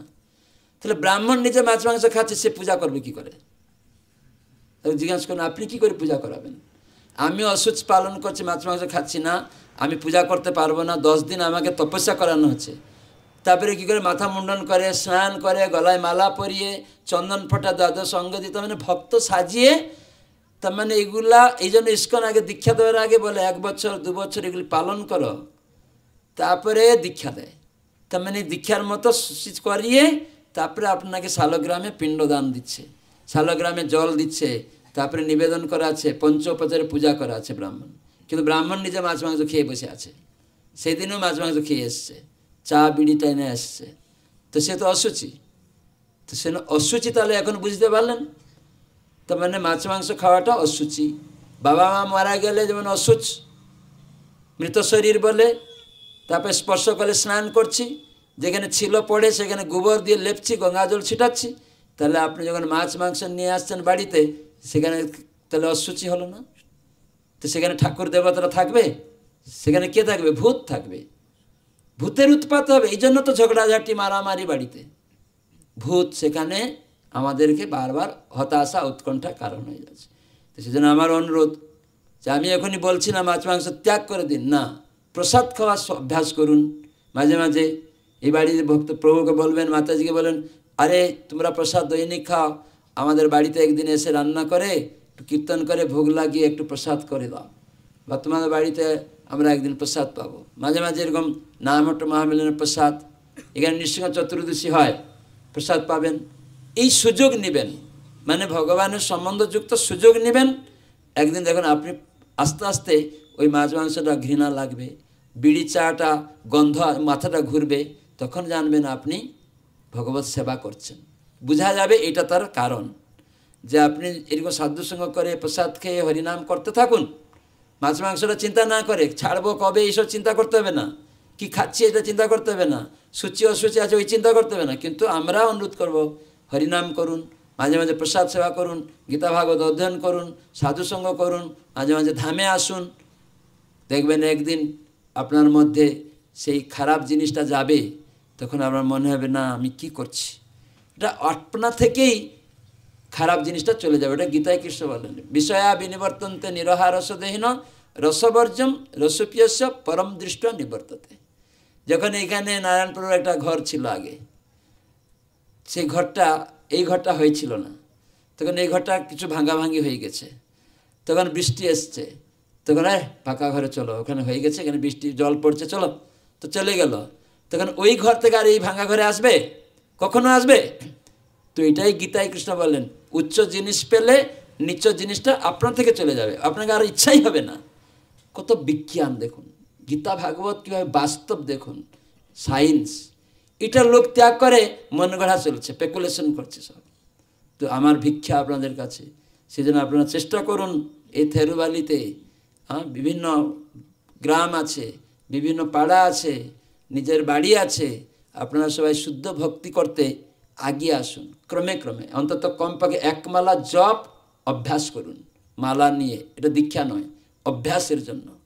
আর গীতা নিয়ে একটু করে প্রতিদিন ছেলে মেয়েকে নিয়ে পড়ুন।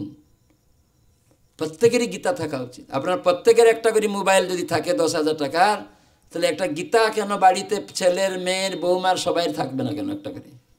উনি পড়ছে যখন, আপনি তো পড়তে পারছেন না। আপনি যখন মোবাইল কথা বলছেন, উনি কথা বলছে, তাহলে আপনি আলাদা আলাদা মোবাইল কেন রাখলেন? এখন বিয়ে হয়ে যাচ্ছে, আলাদা আলাদা ঘরে টিভি রাখছে, এলসিডি টিভি নিয়ে চলে আসছে 50,000 টাকা দিয়ে। তো একটা গীতা 270-300 টাকা, 350 টাকা দিয়ে গীতা কেন কিনবো না? একটা ভাগবত 20টা বই, 18টা ভলিউম, 20 কেজি ওয়েট, সেই গ্রন্থ তুলতে পারবেন না আপনি, তার দাম 9,000 টাকা দাম। মোবাইলে একটা 10,000 টাকা কিনেছেন, তো এটা কেন 9,000 টাকা দিয়ে একটা ভাগবত বক্স নেবেন না কেন? যে টিভি মোবাইলে আপনাকে ক্ষতি করছে, সেটা আপনি মুক্ত হবেন। তখন টিভি মোবাইল কীভাবে ব্যবহার করতে হয়, এই 9,000 টাকা খরচ করে আপনি শিখতে পারবেন, কী করে মোবাইলটা ব্যবহার করতে হবে, কী করে টিভিটা ব্যবহার করতে হবে। কিন্তু এখন জানেন না কর্তব্য কীভাবে ব্যবহার করতে হবে। টিভি এখন, মোবাইলে এখন আজে বাজে কথা বলছি, তার সাথে কথা বলছি, কাউকে খুনও করছি মোবাইলের দ্বারা। তাহলে আপনি শিখতে পারবেন ভাগবত অধ্যয়ন করে। এই জন্য আমার ভিক্ষা, আপনারা ভাগবত সংগ্রহ করবেন। টাকা এখন নেই, না থাক, প্রভুকে বলবেন আপনার ভাগবত দিবে। ক্রমে ক্রমে আপনারা মাসে মাসে কিছু কিছু টাকা দিয়ে দিয়ে সুদ করবেন। গীতা 300 টাকা, 350 টাকা দাম, মাসে মাসে আপনারা 50 টাকা করে দিয়ে সুদ করবেন। যদি টাকা না থাকে, কারো যদি থাকে যে আমি মোবাইল 10,000 20,000 টাকা কিনেছি, কেন ভাগবত কিনতে পারবো না? ঠিক আছে, নিত্যসেবক প্রভু, নারায়ণ প্রভু, আমার ভাগবত আমার বাড়িতে দিন, আমি আপনাকে এখন 500 টাকা দিলাম বা 1,000 টাকা দিলাম, এরকম মাসে মাসে আমি যখনই পাবো আপনাকে দিয়ে যাব, কিন্তু আমি ভাগবত নেব। এটা আমার নিজেকে অপারেশন করার জন্য, নিজেকে ঠিকভাবে অপারেশন করে ফাড়িয়ে আমার ভিতরে যে বদ্ধ জিনিসগুলি আছে, পুঁজ রক্ত, সেগুলি কাম ক্রোধ লোভ মোহ মদ মাৎসর্যগুলিকে বার করার জন্য। তার মানে কি, কাম থাকবে, ক্রোধ থাকবে, মোহ থাকবে, লোভ থাকবে। এই ভাগবত আপনাকে কি শেখাবে? কাম কৃষ্ণ কর্মার্পণে। তুমি যে কাজ করছো, তোমার কাম মানে ইচ্ছা। কার ইচ্ছা? সব ইন্দ্রিয়ের ইচ্ছা, বাসনা। তখন আপনি ভাগবত পড়ে কী হবে? এই চোখটা ওই সিনেমা আর্টিস্ট খারাপ ছবি দেখছিল না, আমি কৃষ্ণ বিগ্রহ দেখবো, এই ইচ্ছা চেঞ্জ হয়ে যাবে। শোনা চেঞ্জ হয়ে যাবে। ওই কাম যেগুলো, লোভ কি হবে? আপনি অনেক কিছু খারাপ জিনিস খাচ্ছিলেন, লোভ, প্রসাদের প্রতি লোভ, হরিকথা শোনার প্রতি লোভ, তখন ভাগবত আপনাকে শিক্ষা দেবে। তাহলে আপনার এইগুলি খারাপটা অপারেশন করে বের করে দিবেন, আর এটা আপনার লাভবান হবেন, বুঝতে পারেন, যুক্ত করে দিবে কৃষ্ণের সাথে। তখন আপনার লোভ ত্যাগ করতে পারবেন না, মৃত শরীরের লোভ থাকবে না, কাম থাকবে না। কিন্তু যে জীবিত ভগবানকে কেন্দ্র করে সব করুন, তাহলে এই কাম, লোভ, এসব কিছু, ক্রোধ, যারা ভক্ত দেশী, হনুমান রাবণের লঙ্কাকে পুড়ে ছাই করে দিল কেন? ভক্ত বিদ্বেষী, সীতামাতাকে চুরি করে নিয়ে গেছে, এই জন্য। তার মানে আপনাকে কেউ যদি কিছু খারাপ করতে আসে, ক্রোধ করবেন না। কিন্তু কোনো ভক্ত ভগবানের নিন্দা করে, তখন আপনি ক্রোধটা সেখানে প্রয়োগ করতে পারেন। ক্রোধ ভক্ত দেশী জনে, নাহলে আপনার ক্রোধ করার কি দরকার আছে? লোভ ভক্ত সঙ্গে ভগবত কথা শ্রবণ করার জন্য প্রসাদ জন্য লোভ করুন। তো এরকমভাবে একই কাম ক্রোধ লোভ নরকে নিয়ে যাবে গীতায় বলছেন, আবার ওই একই কাম ক্রোধ আপনাকে মুক্ত করে দেবে। একই হত্যা আপনাকে পাপ হবে, একই হত্যা আপনার ধর্ম হবে। মিলিটারিতে কেউ যদি চাকরি করে, অন্য দেশে গেল, ভারত সরকার বললো ওখানে ওই দেশ আমাদের জমি দখল করছে, তোমরা শেষ করে দাও গিয়ে ওখানে একজন সেনা এমন কায়দা করে মারলো, ওই দেশের 100 সেনা শেষ। তো চলে এলো, ভারত সরকার তাকে কি করবে? জেল দিয়ে দেবে, মৃত্যুদণ্ড দিয়ে দেবে, প্রমোশন হবে, প্রাইজ হয়ে যাবে। তো বাড়িতে এলো, জমি নিয়ে বা দাদার সঙ্গে গন্ডগোল হয়েছে, ছুক করে শ্যুট করে দিল, পিস্তল ছিল, কি হবে? মৃত্যুদণ্ড হবে, জেল হবে। একই হত্যা দণ্ড হচ্ছে, একই হত্যা 100 লোক মেরে প্রমোশন প্রাইজ, আবার একজনকে মেরে সেই মিলিটারি লোক কেন? তার মৃত্যুদণ্ড। ঠিক যেরকম শাক সবজি খাওয়া চুরি করা পাপ, কিন্তু গীতায় কৃষ্ণ বললেন যেহেতু মালিক বলছে, তাই সরকার বলেছে, আর আমার ভাইকে আমি নিজের ইচ্ছায় হত্যা করেছি, তাই নিজের ইচ্ছায় যা কিছু করা ওটাকে কাম বলে, তো মানে অন্ধকারে নিয়ে যাবে। কৃষ্ণের ইচ্ছায় যেটি করবেন সেটা বলে প্রেম, তাই কৃষ্ণের ইচ্ছায় কাম করুন। বুঝলেন? কৃষ্ণ চাইছেন এই চোখ দিয়ে বিগ্রহ দর্শন করি, খারাপ না দেখি, তো সেগুলি করলে তখন আনন্দ পাবেন। হরে কৃষ্ণ কৃষ্ণ কৃষ্ণ হরে হরে, হরে রাম রাম রাম হরে হরে।